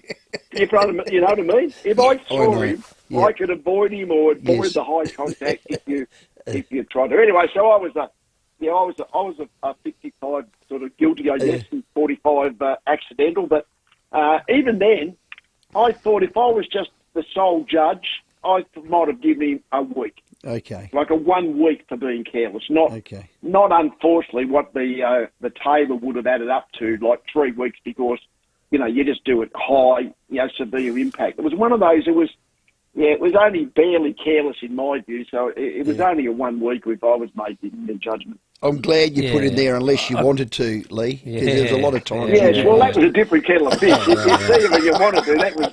True. That's different. Can't be a hypocrite. Lee, the thing I think has caused massive confusion the whole year is sometimes we got decisions made because of the outcome of incidents, and other times we got decisions made because of the action. I reckon the action and outcome, we're not sure which way they're going to make the call, and I think it's just caused confusion all year. Well, this one was a really grey. We've got grey areas, but this was a real grey area because he jumped in the air to, try and block the kick initially, and on the way down, he kind of came down and somehow or other his shoulder hit Brayshaw's head, and somehow or other the tribunal found that that was kind of incidental, accidental, therefore no case to answer. But I kind of think, to me, it always starts off. These days, nothing's intentional these days, really. Everything is either accidental, not guilty, or careless. If it's regarded as careless, remember the good old days. The good old days weren't that good when I think of it, Rowey. But you only got suspended if you had intentionally done something to another player, didn't you? There was no such thing. If it was regarded as careless, or even reckless for that matter, you probably got off 30 years ago. So nowadays, careless is enough for you to get penalised. So, to what really? That's always the first question. Then the next question, if it is careless, what was the result of what was the injury to the player, and that would determine the penalty. I mean, it's a bit like if you got to shoot somebody and you sort of hit him in the arm, you might get up for attempted murder if you obviously bullets. You could be up for murder. Same action could be either sort of like a smaller penalty than a murder case. All I'm saying is that the actual injury to the victim player, that determines the penalty, not whether he's guilty. Yeah. The way I look at it. Yeah, I don't mind that at all. Sports Australia Hall of Fame, you can get elevated to legend status. It's for the best of the best.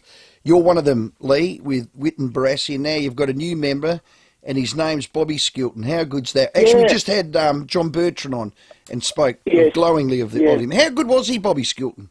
Well, he was like the generation before I played, probably, and back he played in the 50s into the 60s, and he might have played one game in 1 year in the 70s. And this is the case. I mean, every game now for maybe the last 30 years is being televised, so all the vision existed every player's game. Back in that era, you didn't see that much vision of these players. So I mean, he was the three-time Brownlow medalist. Yeah. He was one thing I saw him do once, which you would never see in the 60s. He was a left footer.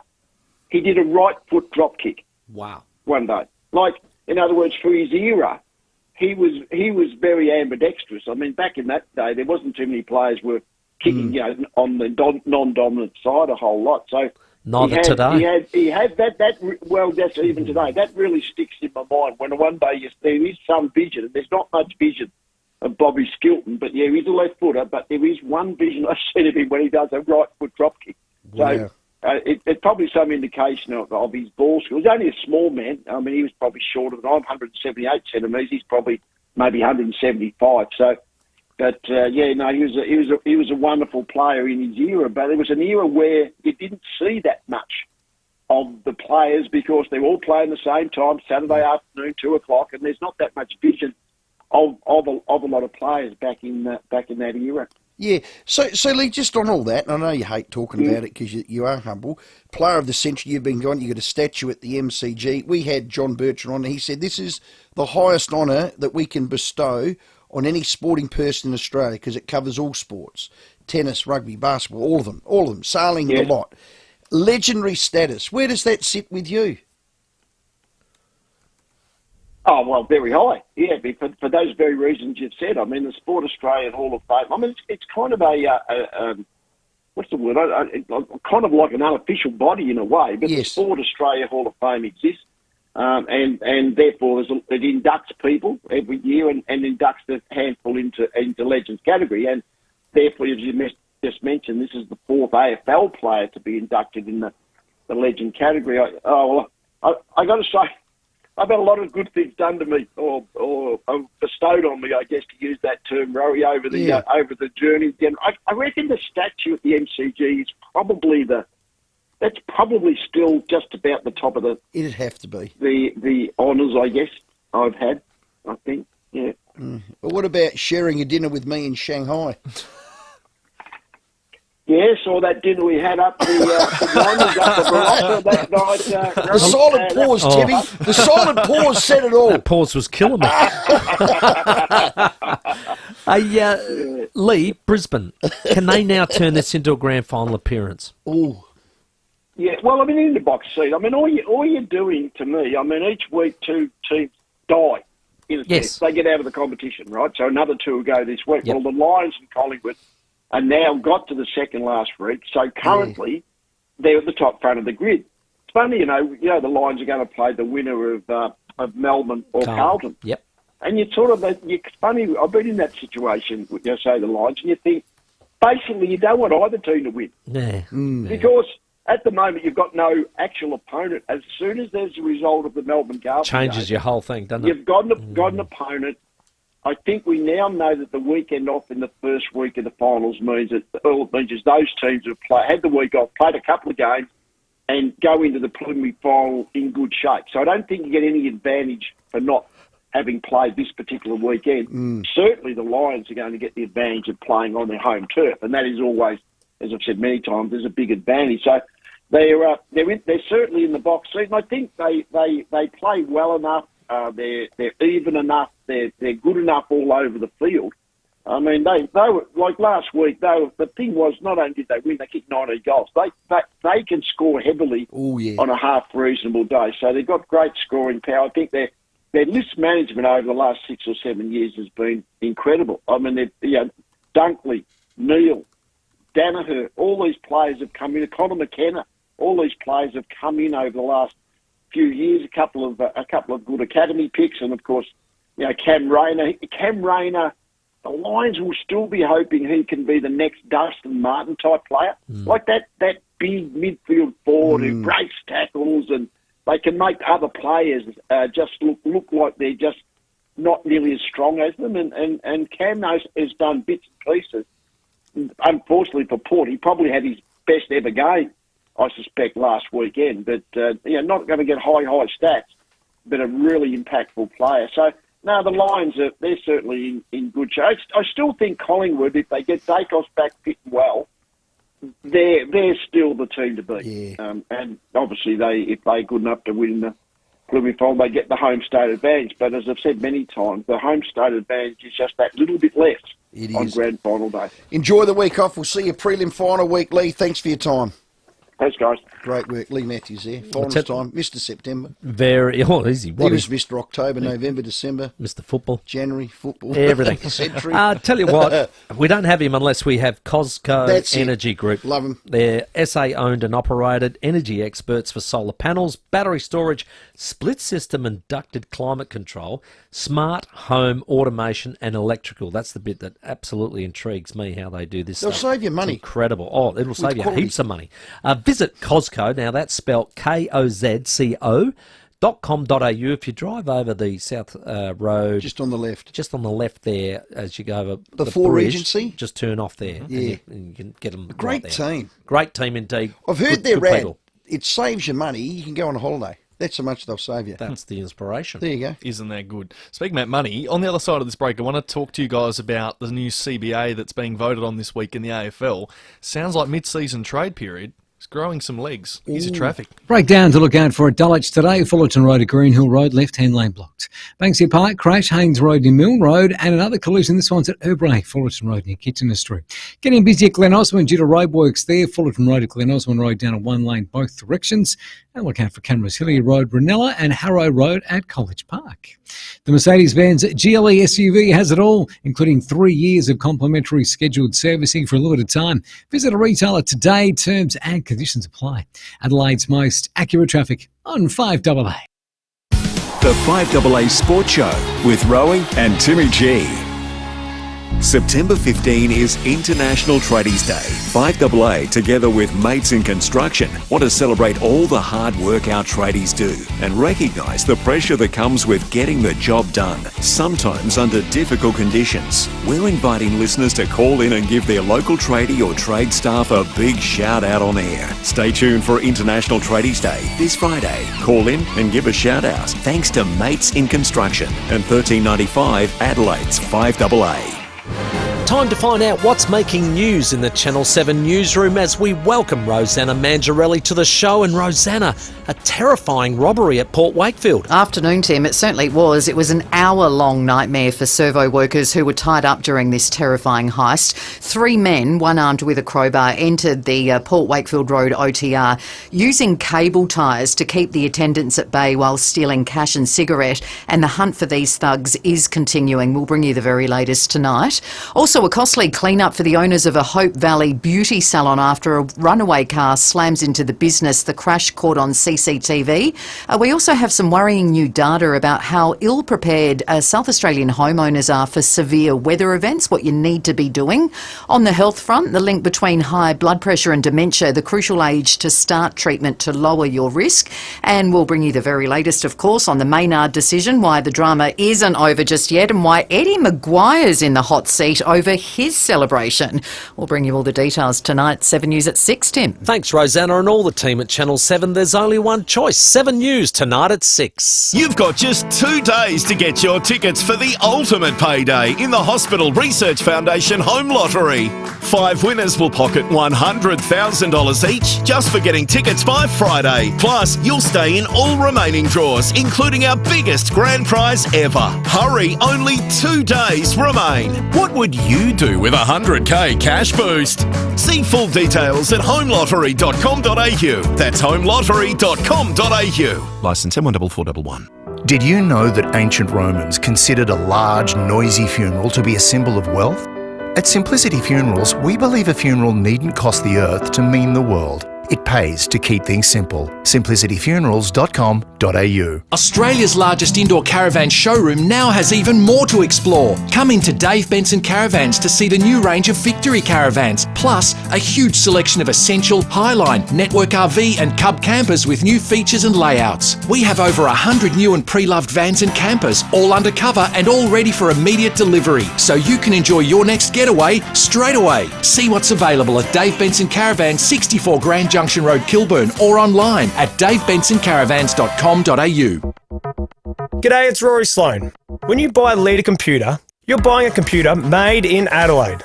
You're dealing with people that live in Adelaide. And when it comes to servicing or support, it all happens in Adelaide. Not overseas, not interstate. Leader don't have to send anything off for repair. They take care of everything here. So grow your business and get behind a Leader. Leader Computers. Find your local dealer at leaderssystems.com.au. No more rubber duckies. Farewell bathroom floor covered in teens' clothes. So long basin full of hair dye stains. Your home is your own now. You've earned your dream bathroom. Bathrooms by Design specialises in premium bathroom creation and installation. All our tradies, including tilers, plumbers, electricians and carpenters, are overseen by one project manager.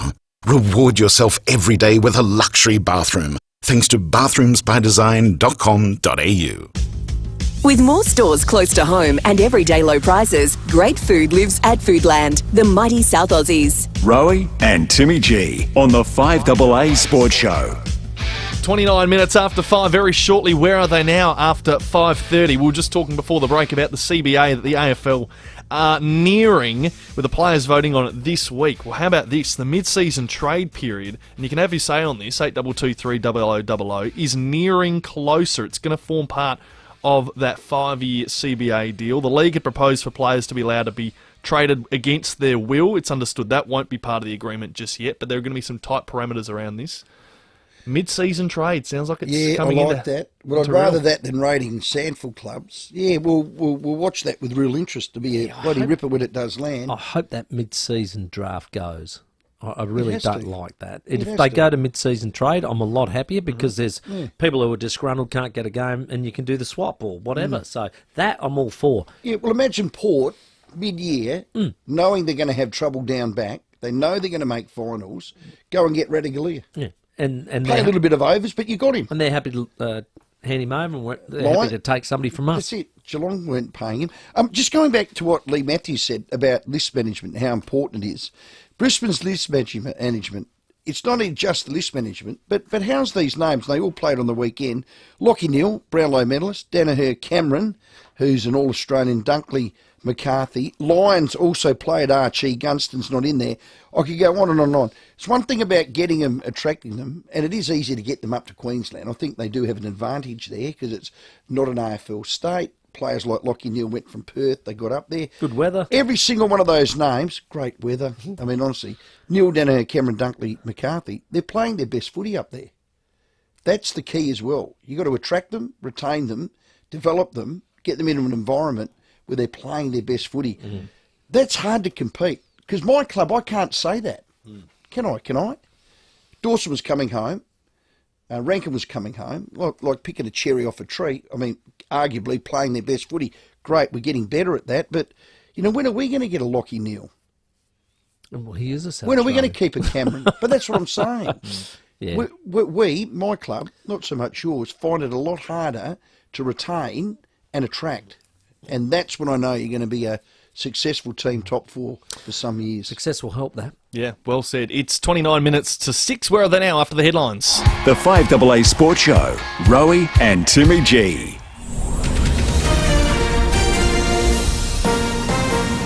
This is Adelaide's 5AA. Good evening, Mel Usher with the latest news headlines. 2 men have been arrested by detectives from the crime gang's task force at Felixstowe. There's been a big reaction to a post online by Kamal saying he won't be supporting The Voice.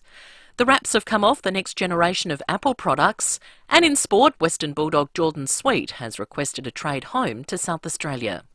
Now the 5AA weather. Jayco Adelaide's Great Escape Summer Sale ends this Saturday. Don't miss incredible savings on all stock units. Few collisions to look out from the drive home. One at Banksia Park, Haynes Road near Milne Road. Another one at Urbray, Fullerton Road near Kitchener Street. Another collision at Modbury, Reservoir Road near Smart Road. Getting busy, Greenhill Road at Unley Road. Slow, Marion Road at Anzac Highway. With a camera, Hallett Road at Stonyfell. Uni Super is open for every Australian. Awarded most satisfied members by CanStar. Uni Super makes greater super easier.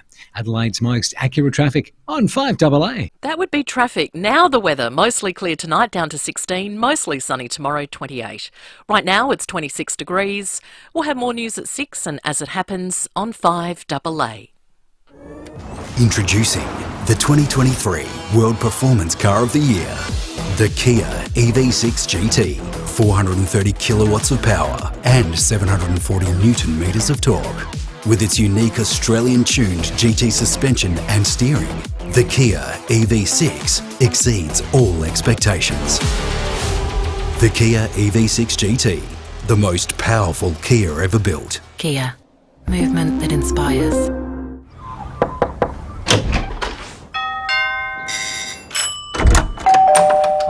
Come on in. We open our doors to people we trust and care about. And for over 85 years, South Australians have been opening their doors to Rest Haven. In turn, we've been opening doors to an easier, better life at home. From personal care to help with the shopping and social outings, you'll welcome the care that Rest Haven brings. Now, between our scorching Aussie sun and blistering chilly winters, there's probably one thing on this planet that works almost as hard as an Aussie tradie. You know what it is? It's a trailer from Adelaide Trailer Sales. It is true. Tradies don't quit with the seasons, and neither do the trailers from Adelaide Trailer Sales, because they're Aussie built to last. Aussie built. Absolutely. Whether you need to lock up your tools or keep them out of the elements, or something that can handle your heavy-duty gear, they've got a trailer built for pretty much, well, any trade. Landscapers, concreters, plumbers, you name it. And carpenters. Jimmy's got a trailer. And chippies. A good trailer is the trademark of a good Sparkies. tradie. Like, when they rock up with that trailer on the back, and you look at it, you go, I'll tell you what. Look at that. He knows what he's doing. Wow. When that trailer is spick and span, you know you're in good hands. So get the best, built from 100% Aussie steel, or give your old faithful some TLC I do with both. Adelaide Trailer Sales. Spot on. Get into Adelaide Trailer Sales. More for Vale and Border Town, Aussie and built to last. IGA's matched the prices on hundreds of everyday essentials to the big two supermarkets. Like perfect Italiano traditional grated cheese, 450 gram varieties, $9.50 each. Price matched. We checked, we matched. And you don't need to do a thing. Participating IGA stores only. See website for full terms. Tina. The Tina Turner musical is rolling into Adelaide in April. Experience the inspiring life story of Tina Turner, the queen of rock and roll. Featuring more than 20 of her iconic songs, this smash hit musical is guaranteed to raise the roof at Festival Theatre. Adelaide, the best is yet to come. Tickets are on sale now. Book a Ticketek. With more stores close to home and everyday low prices, great food lives at Foodland, the mighty South Aussies. Rowey and Timmy G on the 5AA Sports Show. It's 24 minutes to 6. Love your calls, 8223 0000. That's okay. Apology Just a little accepted. bit of grunt. We all need to. Coming up after 6 o'clock, we're going to talk Tassie's AFL side. They have launched their new look leadership group that's going to take us into the new team, which is very exciting. So we'll learn more about that very shortly. But it's time for Where Are They Now? Get a Walco blankie for your pool this summer and save water, evaporation and money. Go to walco.com.au. The 5AA Sports Show's Where Are They Now? Past legends, past glories.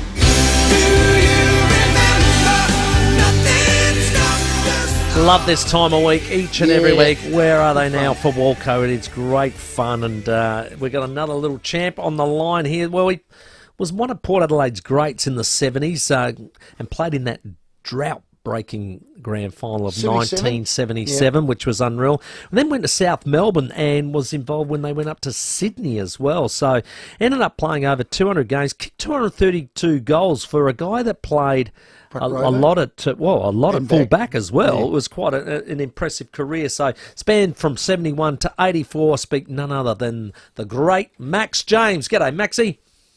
Hi, Timmy. How are you? Oh, excellent, my friend. Let's go through your journey. You play your first league game at Port Adelaide in 1971. Foss Williams was coach, wasn't he? He was, yeah. Yep. I How'd you find him? The first few years. Yeah, look, Foss was just genuine and honest. He was a hard taskmaster, but that's the way it was back in those days. And but he was very genuine, and he helped me a hell of a lot in my career. He certainly gave me a lot of confidence in my early years. Yeah. And some of the names you would have been walking into the change rooms for the first time and seeing guys that probably would have been played in the early '60s premierships. Yeah, look, because I was born in Bendigo and lived most of my life in Victoria. I only moved to Mount Gambier a year or so before I came up to Adelaide. I didn't really know a lot about South Australian football, but the thing that got me was that when you came to Port Adelaide, the bar was set very high, and you were just expected to elevate to it. I mean, there was no allowances for your age or your size or whatever. The expectation was that you had to elevate to the level of what the club wanted, and that I reckon happened to so many young players that came in over the years. You Greg Andersons and so forth. Craig Bradley's, everything. Dwayne Russell's, whatever. They all came to the club and lifted to the level of expectation that the club had. In 1974, Jack Cale, he takes over. There's a big campaign. I remember the stickers, Let's Back Jack, because I think it was John Cale pretty much his whole career, and then all of a sudden they needed this campaign and this slogan, Let's Back Jack. It certainly went off. What did you find changed underneath John's coaching? Well, under Foss it was more chaos football, just get the ball, kick it forward, crash bash, and as long as you're moving it, kicking it long and following up and getting numbers around the ball. But I remember talking to Russell, in those early years, and said, "Gee, we've got so much talent here, and we just felt we weren't using that talent." And under Jack, I think the game changed a little, where he still expected the commitments and so forth, and the attack on the ball, but he did encourage us to open the game up and use our skills, and I think we did. Max, let's fast forward to the 77 Premiership team. It was the 100th year of the SANFL. You beat the Bays by 8 points. Jack was the coach. Tell us about those memories, Max. Oh, look, sensational memories of that day. After the debacle of 1976, I just think we all gelled together as a team in the pre-season and worked really hard, and the expectation was that we just weren't going to lose 77, and I remember Ian Stewart would ring me a lot and say, "You're coming to South Melbourne at the end of the year," and I'd just say, "Look, leave me alone. We've got finals to play. I want to play in a premiership here, and then I'll come over." And he said, "What if you don't win the premiership?" I just said, "Well, hey, we will. We are going to win the premiership." It was just so reinforced into us that we would be successful. And of course, on the day when we would have had 16 fit men before half-time, I remember sitting in there at half-time and thinking, surely it can't happen again. But everyone dug deep, and of course we had injured players on the ground, patched up. Ivan Eckerman, people remember his heroic efforts, kicking those 3 goals, and we hung on and got over the line. But it's certainly the highlight of my career. 56,000, I think, plus at Adelaide Oval. Is that the famous photo where Russ had the correct on his head and everyone was surrounding it? I mean, Max, just would have been spine-tingling to even think about that. That's probably one of the most famous shots of SANFL footy, Max. Yes, yeah. We didn't even get to do a lap of honour because the crowd just came onto the ground. Oh, but hey, care factor, nil. Yeah, that was the last time I reckon it ever happened, Max. That people were allowed on the ground. But I reckon the great story out of that 76-77 was Randall Gerlach, who kicked 90 goals in 76, and we dominated the comp. We lost that grand final to Sturt unexpectedly through a more experienced side, really, and a bloke called Rick Davies. But when it got to 77, Randall, of course, a lot of people didn't know, but he had kidney trouble, and he had to be on a dialysis all the time. Stop it. Yeah, he was only 23 when he kicked those 90 goals in 76. So 77, he was told by doctors, you know, you got to give the game away. Wow. And he went to the club and they said, well, your choice, not ours. We're not going to force you. And he went on and played that year in 77. It must have been a massive thing for him to get up after everything he has to go through to get on the park. And at 24 years of age, he wins the flag and retires, Max. It must have been emotional. It certainly was. And Randall, just a great chap he was.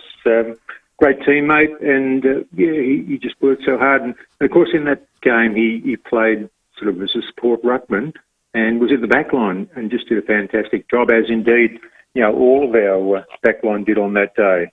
I mean, you think of Greg Phillips, who was only a youngster, and Tony Hannon alongside him he'd only played a handful of games, and they were just sensational on the day. Hey, mate, Russell Ebert was, you know, one of your best mates, and I remember talking to you a fair bit about Russell, and you said in the early days, or Timmy, I used to sort of keep me distance because he was a bit of a wild boy. When did you sort of start to come together and gel? Well, yeah, there was the group called the Wild Bunch, aptly named after that Western movie around that era.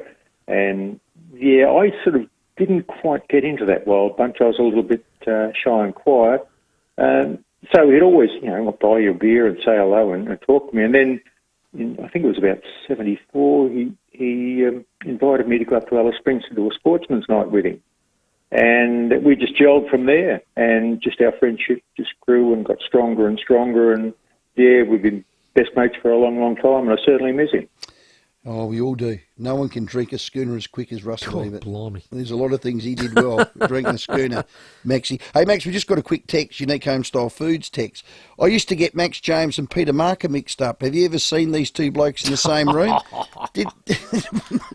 True, Max? That was the 70s look. Well, it's probably Peter was a bit better looking than I, but I think it was mainly our moustaches that were very similar in those era. Now, fancy winning a grand final for the great Port Adelaide and then leaving them the next year. You did leave. Yeah, well, it was a hard decision, but being born in Victoria and growing up with Victorian footy, I really wanted to, chance my arm over there and have a go at it. It didn't work out as well as I'd planned. In retrospect, I probably would have been better off going to Carlton. It was a toss-up between the two. But it panned out the way it did. Unfortunately, in my first year, I had a knee operation at the end of the year. The second year, I fractured my hip. And because I was playing key position, I was only 6'1.5", and you're playing against guys 6'4" and 6'5". So I really relied. I had a pretty good leap, and I was quite had some pace, and that held me in good stead. But once you start to have a few operations and you lose your leap and you lose a yard in pace, it made it very, very difficult. But a lot of great memories and a lot of great friends still over there, and it was just a marvellous experience, and one that I certainly don't regret going over. Mind you, I missed out on a lot of premierships too in that time while I was over there, but hey, you can't turn back time, can you? No, you can't. 54 games, you had your fair share of injuries there. And you played for, was it the Sydney Swans back in 82 where you had the first game at the SCG? Yeah, we played Melbourne up there for the first game. It was all set up, you know, Melbourne versus Sydney, and the pressure was enormous on us to win that game, and Barassi was coach of Melbourne. And we won the game and got off to a good start, but things sort of disintegrated because people don't know we lived in Melbourne, trained in Melbourne, and flew up there and played home games in Sydney. It wasn't until the third year that they actually got everyone relocated up there. They're pretty tough times, and the gloss went off that fairly soon because you'd go up there, play on the Sunday, go to meet your supporters at the nominated place, and then you fly back on the last flight that night, drive home, and because we all worked, we all had jobs, you'd go to work the next day. There was limited opportunity for proper recovery and things like they get today. But yeah, it was tough times, but yeah, once again, yeah, a lot of fun, a lot of good memories.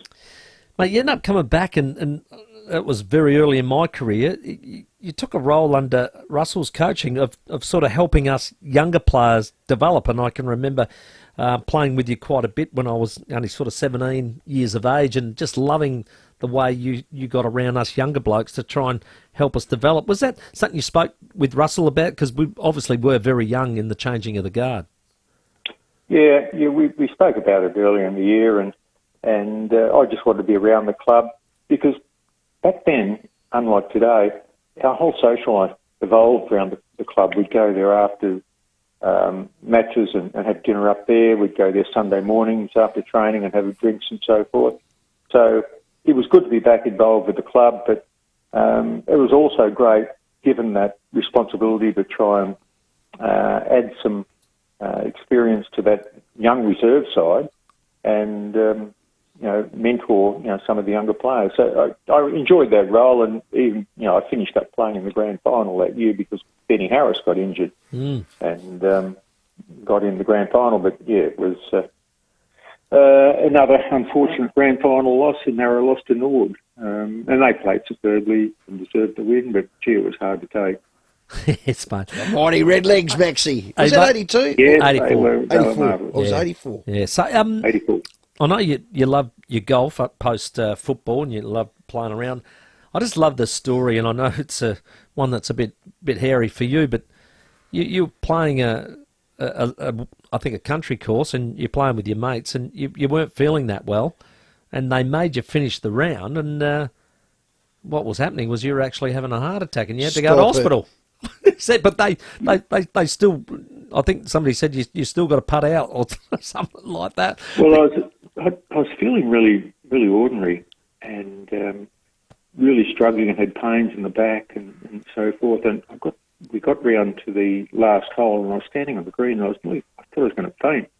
And I said, "What are the signs of a heart attack? What are the symptoms?" And they said, "Hurry up and putt out. It's hot here." Well, they're not mates, Max. They are, name them. How dare they? The thing is, I played again the next day. Oh, that's but I was really cooked up. I went to bed early that night, and I had pains and couldn't get comfortable. And I was playing in a competition, and I just said to my wife, if I can't get a drive on cart, I can't play tomorrow. There's no way I can walk around. But I got a cart and drove around, just got out, played the shot, got back in, played another 18 holes, but I was absolutely grey when I got back, and they said, "You've got to go to hospital." So I went to hospital, and they did the test. They said, "You had a heart attack yesterday." So I said, "I'm feeling better now," because they gave me some aspirin. I thought, "Yeah, I'm feeling better now. It's some red wine and aspirin. I'll be fine." And they said, "Nah, air ambulance back to Adelaide." Wow. And meanwhile, the guy, Jeff Whetstone, who I play with every week, he didn't come up on that trip. My wife rang him and said, "Max is in hospital with he's had a heart attack." So he's rang me and picked up the phone. He said, "That's not a heart attack." He said, "That's a stroke, and you make sure you add it to your score." Oh, that's not even funny. Now, Max, what did you have any stents? Are you okay now? How's your health? No, triple bypass. Oh my God, Max, you are lucky to be with us. How mate. unbelievable is that? Wow. Yeah. Yeah, very, very lucky. I asked when they told me what the blockages were, I said, "Well, how come it's not worse?" And the guy said, "Look, when you train as hard as you have over the years, athletes develop what's called contingency veins and arteries, which go around the outside of the heart." He said, "That's what kept you alive." He said, "If you'd have been an ordinary Joe Blow on the street, you'd be dead." So all that training paid off. There you go, Maxie. Maxie, you legend. Maxie. Oh, mate. Now, did your son play for Sydney? He did. He was drafted in 99, yeah. But he was there 7 years and only played 19 games and had a horrific run of all sorts of injuries. Yeah. But I remember Mike Sheehan rang me once to do an interview about how he's getting all his injuries. He said, "You had injuries, didn't you?" And I said, "Yeah, but they weren't the type that Heath gets. And I said, in the 8 years before I went to Melbourne, I missed 3 games in 8 years. Wow. And then, missed a few, but I had operations and serious sort of knee and hip damage. And I said, look, really, I think it's from his mother's side of the family. Because all the Jameses were lean and athletic, but his mother's side of the family, and bear in mind we're divorced, and I said... You're causing lots of trouble. Yeah, the men in her side of the family are somewhat, let's say, chubby and rotund. Yeah, I was going to say fat and unathletic. Put it in the paper. My son rang me and said, geez, Dad, Mum's not happy with you. Yeah, that's funny. Oh, Max, that's funny. Brilliant, mate. Hey, mate, we love these Where Are They Now. Well Thanks done. very much for sharing some of the old stories, mate, and what a great career it was, buddy. And you reckon we can get up Saturday night? I think we can if we really bring the intensity that we had earlier in the year and keep the forward lines open and have our forwards moving around and not just standing still and trying to kick chaos goals. I think we're every chance. But yeah, who knows? So look, thank you very much for giving us a call. I think I was very lucky. I played in a great era through the 70s and 80s when you had the play was tough and rough and some of the opponents. I loved Johnny Wynn. I loved playing against him, Peter Carey, and another absolute gentleman, Ross Dillon from Nord. I mean, we have SNFL catch-ups on occasions. It's just so great to get along to those and speak with some of the people that you played against as well. Well done. Brilliant, Maxie. You're a bloody legend, mate. Thanks very much for your time. Okay, Timmy. See you, Rowey. See you, mate. We'll see you soon. I'll add in there 8 state games, and he won a Simpson medal. Yeah. They play. hand them out to very, very good players. It was, mate, and his highlight reel, amazing, because he could take the huge hangers. He could take, and whether he was playing forward, on the ball, or he played just about every position, full back, you name it. And clearly tough, played golf with a heart attack. Well, and played again the next day. So there you go. All thanks to Walco. Of course, preserve your summer of mucking about in the pool and get a Walco blankie. You'll save on water, evaporation and money as well. Get your pool a Walco blankie today. Enjoy the savings. Visit walco.com.au. Here's your traffic. A few collisions for the drive home tonight. Banksia Park, one there, Haynes Road near Milne Road. Erbray, another collision there, Fullerton Road near Kitchener Street. Another smash at Modbury, Reservoir Road near Smart Road. Glen Osmond has a few dramas with roadworks reducing Fullerton Road and Glen Osmond Road down to one lane in both directions. And look out for cameras, Maryvale Road, Athelston and Old Coach Road at Maslin Beach. For a limited time, get 3 months of Disney Plus for only $13.99. Get it all on Disney Plus. Eligibility criteria and T's and C's apply. Head to disneyplus.com for details. Adelaide's most accurate traffic on 5AA. Rowey and Timmy G on the 5AA Sports Show. Tune into the 5AA Sports Show each week for Where Are They Now? The sporting names you remember from the past, revisited. Thanks to Walco. Get a Walco blankie for your pool this summer and save water evaporation and money. Walco.com.au. Looking for an unforgettable experience? Adelaide Strikers hospitality packages are now on sale. Whether you're with family, hosting corporate gatherings, or planning Christmas parties, there's something for everyone. From open-air boxes to fully catered functions. Don't miss out on the Big Bash action this summer at Adelaide Oval. Secure your hospitality for New Year's Eve and other games. For details and packages, visit strikershospitality.com. Adelaide Strikers. Our city, our team. If you're looking for unbeatable value and quality in a new car, head to Cherry Glen Osmond and take a look at the new Cherry Motor 5. I'm not kidding. This car is outstanding in every way from under $33,000. And here's the other thing you'll love. Cherry Glen Osmond will let you take a 5-day test drive.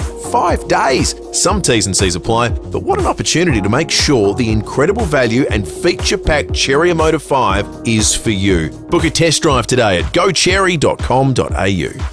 God, I love those chats. A lot of people saying it's their favourite segment. We do. He's a legend. And then this one. Gee, they breed them tough at Port.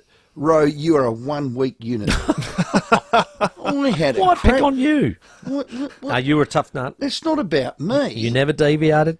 When it comes to all things tools for tradies and serious DIYers, it's all in one place. at Toolkit Depot. Correct. Tools, equipment, safety gear, workwear, 7 days a week and online. Plus, Toolkit Depot is celebrating the opening of a new store at Seaford, and it's all this Saturday, September 16th. Get exclusive deals on the day with feed, food and drinks and all that sort of stuff. Plus, you can meet Rory Laird from 9 to 11. Rory Laird. Could be another B&F coming his way. Could be. Dawson will get Be awesome.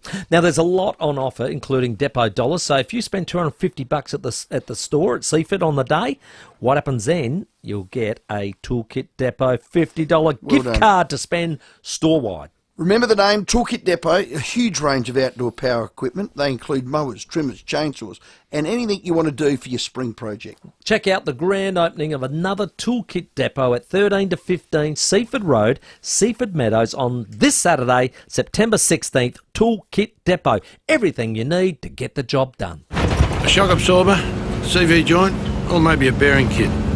It may seem like just a four-drive part, but open it up and you'll find so much more. Each terrain tamer four-wheel drive part is the culmination of 50 years of experience. Every break, every lesson, every setback far from home strengthens everything we do. So when you break down miles from home and you drag out our number, you'll know you're in safe hands. That's the terrain tamer connection, and it comes free with every part. Hi, I'm Lynn Andrews. For over 50 years, the Lynn Andrews team have made it easy for landlords to manage residential and commercial property. From single homes to multiple commercial holdings, our passion for property investment means we have a great deal of knowledge. How to do it safely and properly, matching the right tenant with the right property every time. We're here to help you. Visit lynandrews.com.au. Did you know that ancient Romans considered a large, noisy funeral to be a symbol of wealth? At Simplicity Funerals, we believe a funeral needn't cost the earth to mean the world. It pays to keep things simple. simplicityfunerals.com.au. With more stores close to home and everyday low prices, great food lives at Foodland, the mighty South Aussies. Rowey and Timmy G on the 5AA Sports Show. The health and safety of our players in our game will always be the AFL's priority, and regardless of the tribunal outcome, this incident will be subject to close examination at the end of this season. That's the new GM of football, Laura Kane, speaking on behalf of the AFL earlier this afternoon. Do you agree with the Maynard decision made last night? Yes or no? Have your say. Okay, Johnny, what do you think? Oh, mate, I knew he was going to get off. The part I don't understand, poor old Shane McAdam copped 3 games for a hard tackle. The guy knocked the wind out of the guy. The guy got up and played the rest of the game.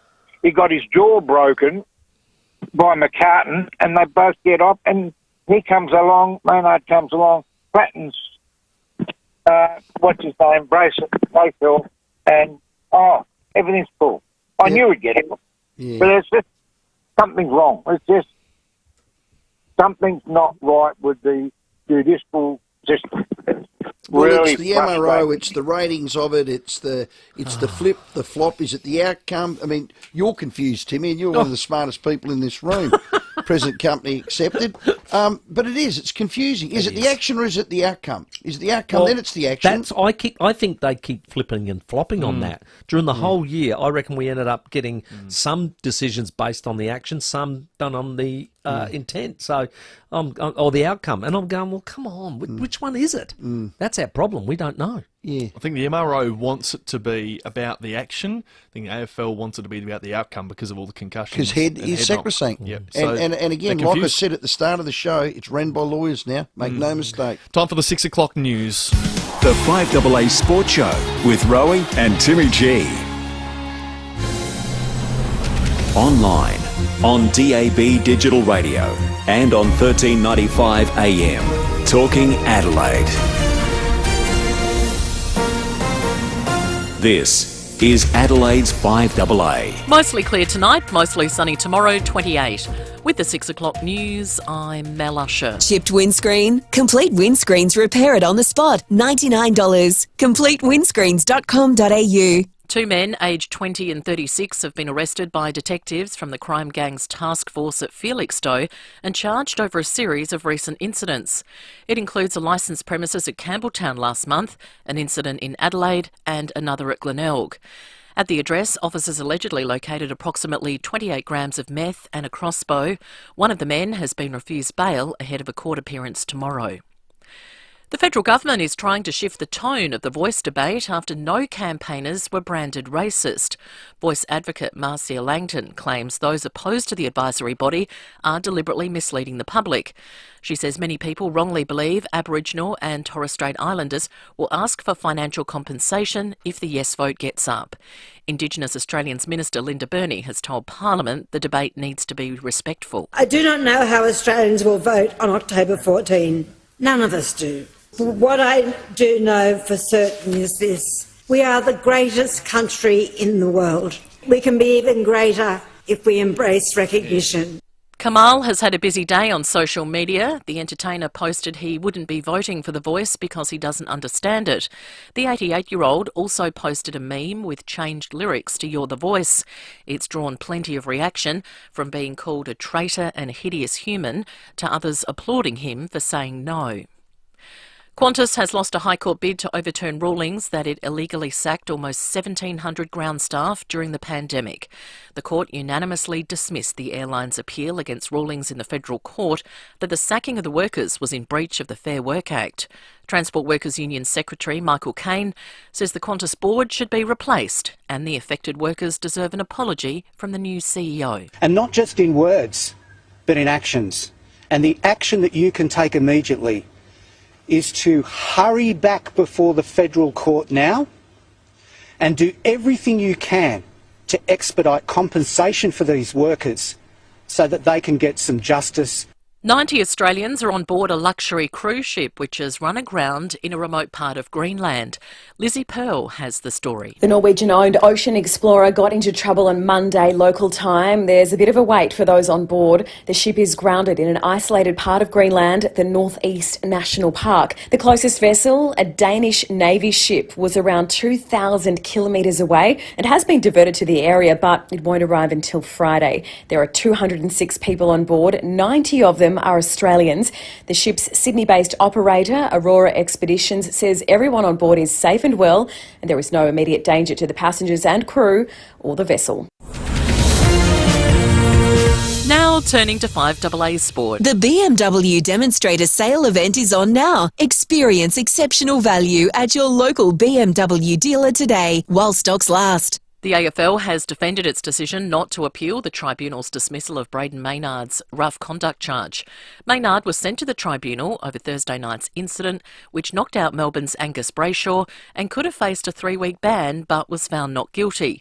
Executive General Manager of Football Laura Kane understands not everyone will be happy with the league's decision, but the health and safety of players is their main priority. We've changed a number of rules and we annually review rules, regulations, tribunal guidelines.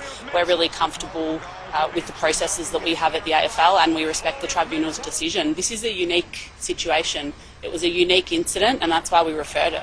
Still on footy, and Jordan Sweet has rejected an offer to re-sign with the Western Bulldogs. The 25-year-old is requesting a move to Port Adelaide. And Oleg Markov has secured a new deal with Collingwood. Now checking 5AA traffic. Jayco Adelaide's Great Escape Summer Sale ends this Saturday. Don't miss incredible savings on all stock units. Quite a few crashes tonight. You'll find one at Salisbury, Waterloo Corner Road near Salisbury Highway. Another one at Erbray, Fullerton Road near Kitchener Street. Another smash, this one's at Modbury, Reservoir Road near Smart Road. Slowly going for urgent gasworks at Glandore, South Road near Anzac Highway. And look out for a camera at the Esplanade at Seaford. The referendum is coming soon. Enrol to vote or update your details by 8 p.m. Monday, September 18 at aec.gov.au. Adelaide's most accurate traffic on 5AA. Now the 5AA forecast. Get the Toyota Forklift Advantage. Visit toyotamaterialhandling.com.au. Down to 16 tonight and mostly clear. Mostly sunny tomorrow, 28. Back to 20 on Friday, mostly sunny. Saturday, sunny and 24. Right now, it's 23 degrees. Now let's hear what's happening on 9 News tonight. Thanks, I'm Kate Collins. Tonight's headlines. A woman spoken exclusively to 9 News about the moment a dog attacked her children. Servo workers have been tied up during an armed hold-up. Pressures mounting on Qantas to bring international flights to Adelaide. And experts have found a common ingredient in cold medicines doesn't work. And don't worry, you haven't missed the news. Start over on 9 Now as soon as you're home. 5AA Breakfast. Seaford, Kim's called in. This morning, the Yes voters with their Yes Vote banners, they're back again on Seaford Road causing a disruption. Everyone's just going slowly past them. Informing Adelaide. I can't imagine they'd be so daft as to be disrupting traffic on purpose. If you learn a lesson on how not to win hearts and minds, the template has been established by our friends at Extinction Rebellion and that Just Stop Oil clowns in the UK as well. 6 a.m. weekdays on 5AA. It's easy to get behind the wheel of a new Mawson Lakes Volkswagen right now. In fact, it's ridiculously easy. All you need to do is head to the showroom on Salisbury Highway, check out the range of new and demo Volkswagens on sale now, and then pick your favourite. How easy is that? All stock is ready for immediate delivery, with easy finance options available. And remember our next day servicing. Mawson Lakes Volkswagen, Salisbury Highway, just a short drive from the city. This week's half-price specials at Foodland. Cadbury medium bars, 30 to 60 grams. Tempting treats for just 90 cents. Arnott's family chocolate bickies, 160 to 250 grams. Stock up to chock up, only $2.25. And Street's Magnum multi-pack 4 to 6s. Ice cream baby, just $5.25. Till September 19th, while stocks last. Great food lives here, Foodland. The mighty South Aussies, yeah.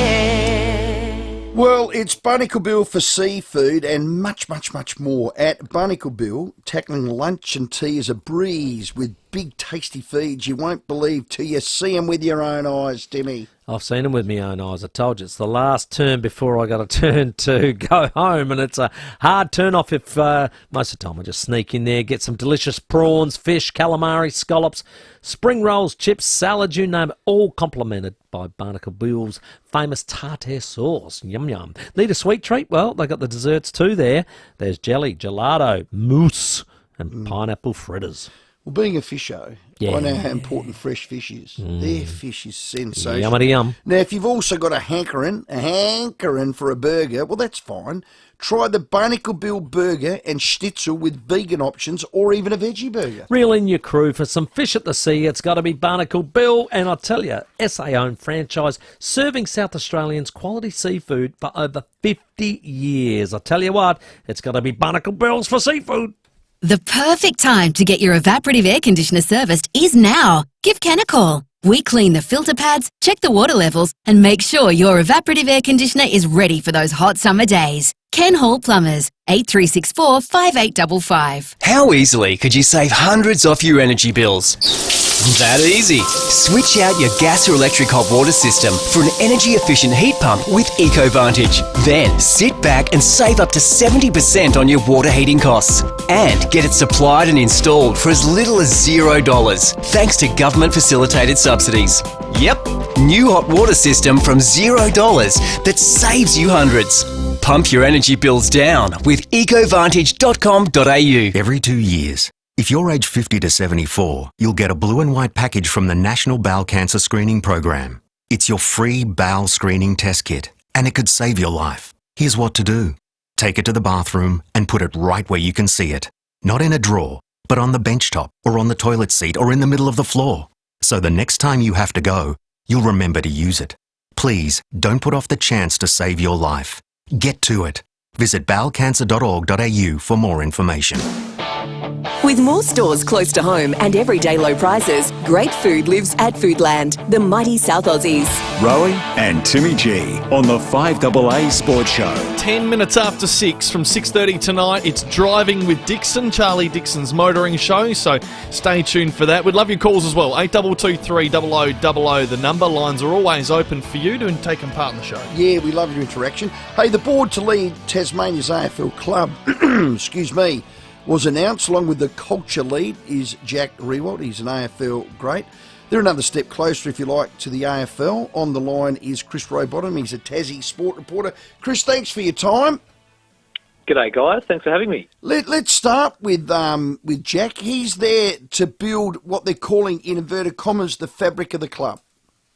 Yeah, it's a good little initiative, this one, from the inaugural Tasmanian board, and they're taking a little bit of stock out of what the Jack Jumpers have done down here in the NBL. They established a program called the Bloodlines, where they put a real emphasis on focusing on, I guess, the past and the history of Tasmanian basketball, and Jack Revolt's going to lead that process with a football lens on it. It's called The Fabric, as you mentioned, and part of that will involve him getting around to all corners of Tasmania and listening to stories and talking to people and getting into community footy clubs and really pulling together what it means to be a Tasmanian and to be a Tasmanian football player or a Tasmanian football person, and in his words, weaving all of those threads together into what the fabric of the club will be. So, yeah, really interesting role for Jack. He's the first official employee of the Tasmanian Football Club. I was going to say, was it an ambassador role or honorary, but you've answered that. It's a first employee. Let's go straight to the top. The chairman, Grant O'Brien, tell us about him. Yeah, really good operator. So former Northwest Coaster here in Tasmania, originally hailed from Penguin, played local footy with Clarence down here in Tassie and was pretty handy as well. Went on to become CEO of Woolworths after working down here and doing all these finance-related education and working in supermarkets here in Tasmania. He climbed the chain and ended up as CEO of one of the biggest companies in Australia. He resigned from that role a number of years ago now and sort of sat on Tourism Tasmania boards and done some other bits and pieces. But look, when he was appointed as chair a few months ago, the CEO of the AFL, Gillon McLaughlin, described him as a unicorn in terms of somebody who ticked the boxes from a footballing perspective and also a business and corporate Australia perspective. So I know the AFL and the Tassie government are absolutely wrapped with his appointment, and it has to be said he hasn't put a foot wrong so far, and that includes the assembly of the board that we saw today. And Chris, back to the role with Jack Revolt, you mentioned about the Jack Jumpers. How many other lessons can you learn from those guys? Because, gee, they hit the boards running, didn't they? Yeah, they've sort of exceeded expectations here in Tasmania, and I think they really took everybody by surprise in terms of just how much every Tasmanian has bought into what they're offering, and that's probably largely because Tasmania hasn't really had a team on a national sporting scale to celebrate for like an entire season. We've had the Tigers and the Hurricanes, of course, and the cricket, but the Jack Jumpers was just another level, and a big part of that was the coach, Scott Roth, and he's no fuss, grit and grind, hungry and humble attitude. That was his moniker, coming in and just setting that tone. He is almost like an honorary Tasmanian, just from the way he goes about it. The guy's from Ohio and had never set foot in Tasmania before 2 years ago, but his personality just completely matched what Tasmanians are all about, and I think that they'll try and emulate that, and that real sort of, punching above your weight, never give up, never say die, grit and grind attitude is what the fabric of the Tasmanian Footy Club will be about, and I think a lot of those stories that Jack Revolt will come up with when he visits footy clubs around the state will really reflect that. Of course, for this licence to be complete, it's all about the Macquarie Point Stadium and that getting off the ground. Your chair actually said, look, when we sailed up obstacles to be able to get the licence, he thinks the stadium's going to be a similar challenge. What are you hearing on ground level? Because there's a lot of work to be done, and a lot of people's minds need to change. Yeah, it's a really interesting one, and it's one of those things that it's probably the biggest hurdle for the Tasmanian AFL club, and it's probably the biggest thing that's actually largely out of the hands of the Tasmanian AFL club. It's all down to the members of Parliament and which way it all goes in there. So there's still a parliamentary process to play out around the stadium. It's called the Project of State Significance process, and essentially it has to get through both houses of Parliament, the lower house and upper house, and then it goes to an independent planning commission, and then it comes back to both houses of Parliament to go through. But the snag here in Tasmania is that the Liberal government that was that initially proposed the stadium and signed the deal with the AFL, well, it's been thrown into minority since that deal was signed. So it doesn't have the numbers in the parliament. So it will be relying on opposition numbers to side with it, or independents to side with it in order to get it over the line. So that's where the real spanner in the works is. And then in the upper house, it's sort of stacked with opposition and independents too. So not out of the woods by any stretch in terms of simply ticking and flicking the stadium through. And that's what Grant O'Brien means when he says he needs to win some people over, and that is largely political opponents and a fair chunk of the public too, who aren't thrilled with the spend and the site and a number of other factors as well. Okay. One last one. When will you name the team, the mascot, the song? I see the AFL's trademarked the map of Tassie on your famous state jumper with the big T on there, Chris?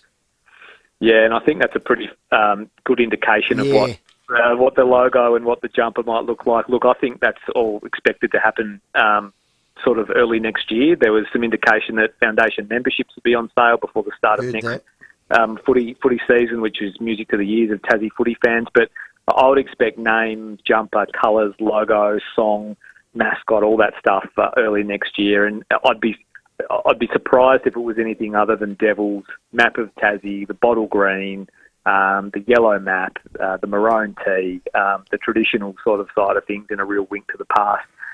But that's all still to play out. But early next year, I reckon, for all that fun stuff. Well done. Love a map of Tassie. Chris, great cross. Thanks for your time. Thanks, guys. Really appreciate it. Well done. Great cross. Chris Robinson there. Rowbottom, I should say. Tassie sport reporter. It has to be that famous green and yellow jumper with the map of Tassie, the big T on the top. And I don't think it does. Oh, I think you can take the colours. And they've got to be called the Devils. Well, just be careful because that's just it's a state. And well, they're not going to have a second team, Timmy. If they end up playing state footy and the like, I'm not big on just having a state Guernsey. Well, the Crows were the team for all South Australians. As I said, I'm not big on it. We got red, yellow and blue. As I said, I'm not big on it. Called ourselves the Crows. So you As I said, I'm not big on it. You like the colours, you just don't want the same design as the state jumper. Correct. So what would you like the Tassie jumper to look like? Do you want the sash? Do you want the stripes? Do you want the... They can come up with that. Yeah. But just don't make it the state creative. Guernsey. Interesting. I like your thoughts. Have you say 8223 That's what I reckon. You should have played in the No, state I jumper. don't. Oh, my I'm doing it to goodness. steer you. Go on, we haven't done it all day. Give it a squirt. Oh, I can't do Come on. this. Actually, I'm learning it on the trumpet. I learnt this today, that apparently squirt. the GWS song, which you're referring to, actually was created by the Cat Empire, the band, the Aussie band. Aussie band. Hello, for those people that don't know. Great band. I loved them. The Cat Empire. And apparently there's a stadium royalties fee. So whenever it's played in any major arena, they get a $100 royalty fee. We'll give it $100. So we'd give them $100. We would have given them a squillion this week. I wouldn't give you $2. No, we're going to do it liberally until Friday, and then I'm going to learn to play it. And if those that want me to, I'll play it on air for Timmy. To open the show. Especially for him. And then let's hope we only hear it once on Saturday night for you. Correct, on the way in. For me, twice. And then come Monday, on their when bikes on the Treaders way is out. in there, we are going to open the show with the entire song. That big orange tsunami, Timmy's coming to get you. Not happening. 19 after 6. The 5AA Sports Show with Rowey and Timmy G. 5AA is proud to present Australian music icon John Williamson. This year, John's celebrating his 53rd year in the entertainment industry. I've been around the world a couple of times or maybe more. 5AA wants to get you along to experience the legend as he performs some of his biggest hits from his career, accompanied by his full band. Make sure you keep it on 5AA for your chance to win tickets. Don't miss John Williamson, True Blue himself, at Her Majesty's Theatre on Saturday, October 14. Book now at Ticketek. Here comes life. Prepare for it with Bupa. Search Bupa Health Insurance and join almost 4 million Australians today. Bupa, because life happens. Back in 2010, we all thought the price of a solar battery would come down. Truth of the matter is, it hasn't. But electricity is now a lot more expensive. I'm a big supporter of solar and always recommend NRG. When it comes to solar batteries, NRG won't be beaten on price. Offering a 10-year warranty, blackout protection, and a battery and consumption monitoring app. Enjoy the feeling and the benefits of owning a solar battery sooner. Visit nrgsolar.com.au. Are you ready for massive Mazda savings? Mawson Lakes Mazda is having a huge demo clearance across the entire Mazda range. We are overstocked on current model Mazda demos that need to go. So be quick to snap up a demo deal in your favourite model and colour. There is no better time to take advantage of these amazing deals. Be quick, stocks won't last at these prices. Mawson Lakes Mazda, just a short drive from the city, Salisbury Highway. Did you know that ancient Romans considered a large, noisy funeral to be a symbol of wealth? At Simplicity Funerals, we believe a funeral needn't cost the earth to mean the world. It pays to keep things simple. simplicityfunerals.com.au. At KFC, we're full of it. Full of finger-licking, golden Kentucky fried chicken, famous chips, sides and more. KFC's shared meals feed the lot for a little. You could say you get bang for your bucket. Oh, yeah. Nothing puts a spring in your step like saving cash at Cheapest Chips. So live cheaper with these spring specials. Cheapest Chips. Spruce up your garden with 25-litre garden mulch or pine bark, 2 for $12. Pick up 1 3-metre artificial grass, $45 each. Grab an 8-litre pressure sprayer for $25. And add rustic charm with whiskey barrel planters from $20. Check out this week's spring catalogue for more spring specials in-store and online. Save cash and live cheaper with Cheapest Chips. Chris Jarmer from Jarmer's Kitchen. You've hosted countless functions, christenings, 21st birthdays, engagements, even weddings. Yes, it's all about trust, Leith, and we're very appreciative to be a part of these big family events and celebrations because we've been doing them for over 15 years. Some families have been back to the Jarmer room multiple times. All you need to do for a memorable function is ask for Chris and let him show you their facilities. Take a look at jarmerskitchen.com.au or check Facebook and Instagram.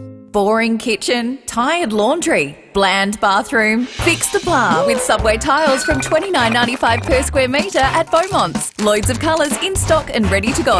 Anything is possible with Subways from $29.95 from Beaumont Tiles. With more stores close to home and everyday low prices, great food lives at Foodland, the mighty South Aussies. Rowey and Timmy G on the 5AA Sports Show. 23 minutes after 6, Charlie Dixon's driving with Dixon at 6:30, but we love your calls, 8223 0000. Only you're going to scrap the finals. Yeah. So going to have a magic round, Timmy. Let's go back and do you remember the controversy that happened when the A-League said, right, we have sold the grand final to New South Wales. So it'll be played in Sydney regardless of the two teams who are in it. Which is a joke. We saw this year that it was Central Coast Mariners v Melbourne City. No one went, didn't care. And I think it backfired. Of course it did. And so what's happened is the New South Wales government apparently have driven this. They want to rethink their deal because they got 20 mil, the APL, for this. And this whole deal, 3-year deal. They want bang for buck, mate. And what they've said is it wasn't what we wanted. No. A crowd of 9,519 attended the A-League Women final, and the Central Coast men triumphed in front of 26,000. Joke. But it wasn't what they wanted. No. It wasn't what they wanted. So, one of the alternatives that we believe are being mooted is football's version of Magic Round. So gather round here, of course, Magic Round in NRL. And remember, New South Wales bidded heavily to get it off of us. Correct. We cut their lunch. Their premier had a little sookie lala. Yeah, well, he didn't. Who'd go to Adelaide? Well, you're a dick. Yeah, well, he's out too. Yeah. So you dumped that. Yeah, you can't say that, That word. Yep. No, you can't say that. It's below the belt. Remember the rules? Oh, Tim. Yeah. Good work. Thank you, Captain. So I think this is a great idea. All right. I think this is much better. done. And you know what?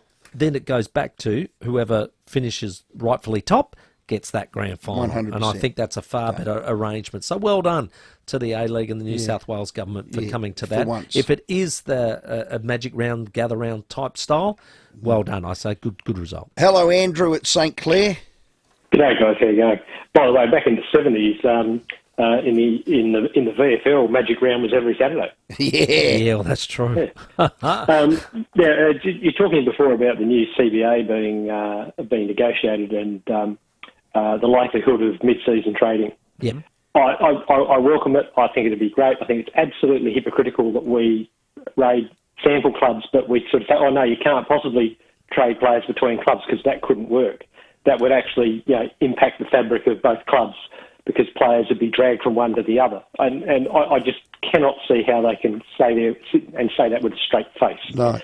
So I welcome it. I think it'd be wonderful for the game, but I do support the idea of not pushing the trade where the player does not approve of it. The player's got to be an approving party, and certainly get that one through. Good. I'm glad you finished with that, Andrew. That's a $50 Powers voucher right there, Andrew. Well done. Because in America, I can call you in as a list manager, mate. You're off to Hawthorn, and your credit card's there, the keys are there, and bad luck. You're out. You saw that movie Moneyball? It was great. That was horrible, though, the way they did those conversations. Terrible. Hello, Brian. How you going, Ray? We're all yours. The finals haven't been set for next weekend, but I can bet that Collingwood will have a Friday night game with an extra day off. Oh, that's absolutely guaranteed. That's happening, yep. That's absolutely guaranteed. But so why is that? Why will that be true? Well, because it's the VFL, Brian. It's they want Collingwood in there. That's Collingwood going to be Friday night night and ratings is through the roof. Exactly the reason. But, but Brisbane has to probably travel down to Victoria, and they'll be correct. Well, they should get the extra day. Well, no, sorry. Brisbane have already got a prelim, and they're playing that at home. Yeah.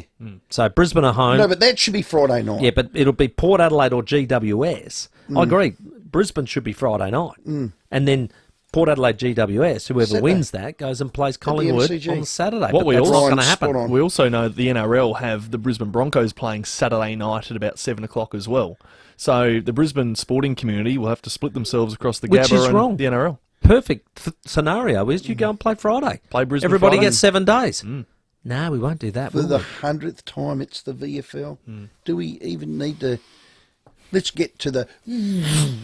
All right, driving with Dixon after this. The 5AA Sports Show, Rowey and Timmy G. 5AA Breakfast. Another home builder in South Australia's collapsed. First it was Phil Merry Homes, there was Seven Star Construction, and now Adelaide builder Quattro has been placed into voluntary administration. Informing Adelaide. 200 customers are currently left with incomplete homes. The value of the work, somewhere in the order of $110 million. It's becoming all too common. We must be up near thousands of people affected by this, either directly or indirectly. 6 a.m. weekdays on 5AA. Hey, Dad. The posties are back. Oh, yeah? How many this time? 1, 2, 3. About 8. They're staring at our driveway. Should I let the dog out? Nah, let them look a little longer. Now they're taking selfies with it. Adelaide Exposed Concrete. Best on ground all year round. For anyone with chronic low back pain, there's always one thing on your mind. Fix my lower back. Reactivate is a clinically proven restorative therapy that works through a surgically implanted pulse generator. Think of it like having built-in physical therapy, which can feel like a deep tissue massage. To learn more about Reactivate, visit fixmylowerback.com.au. Patients must talk to their health professional about whether the Reactivate implantable pulse generator device is right for them and suitable as part of the overall plan to manage their intractable chronic mechanical low back pain. Outcomes may vary for each patient. Patients should discuss with their healthcare professional the factors that could impact the level and timing of the effect. The Reactivate IPG device is not a first-line treatment for chronic mechanical low back pain. Surgery is required to use the Reactivate IPG device, and any surgical procedure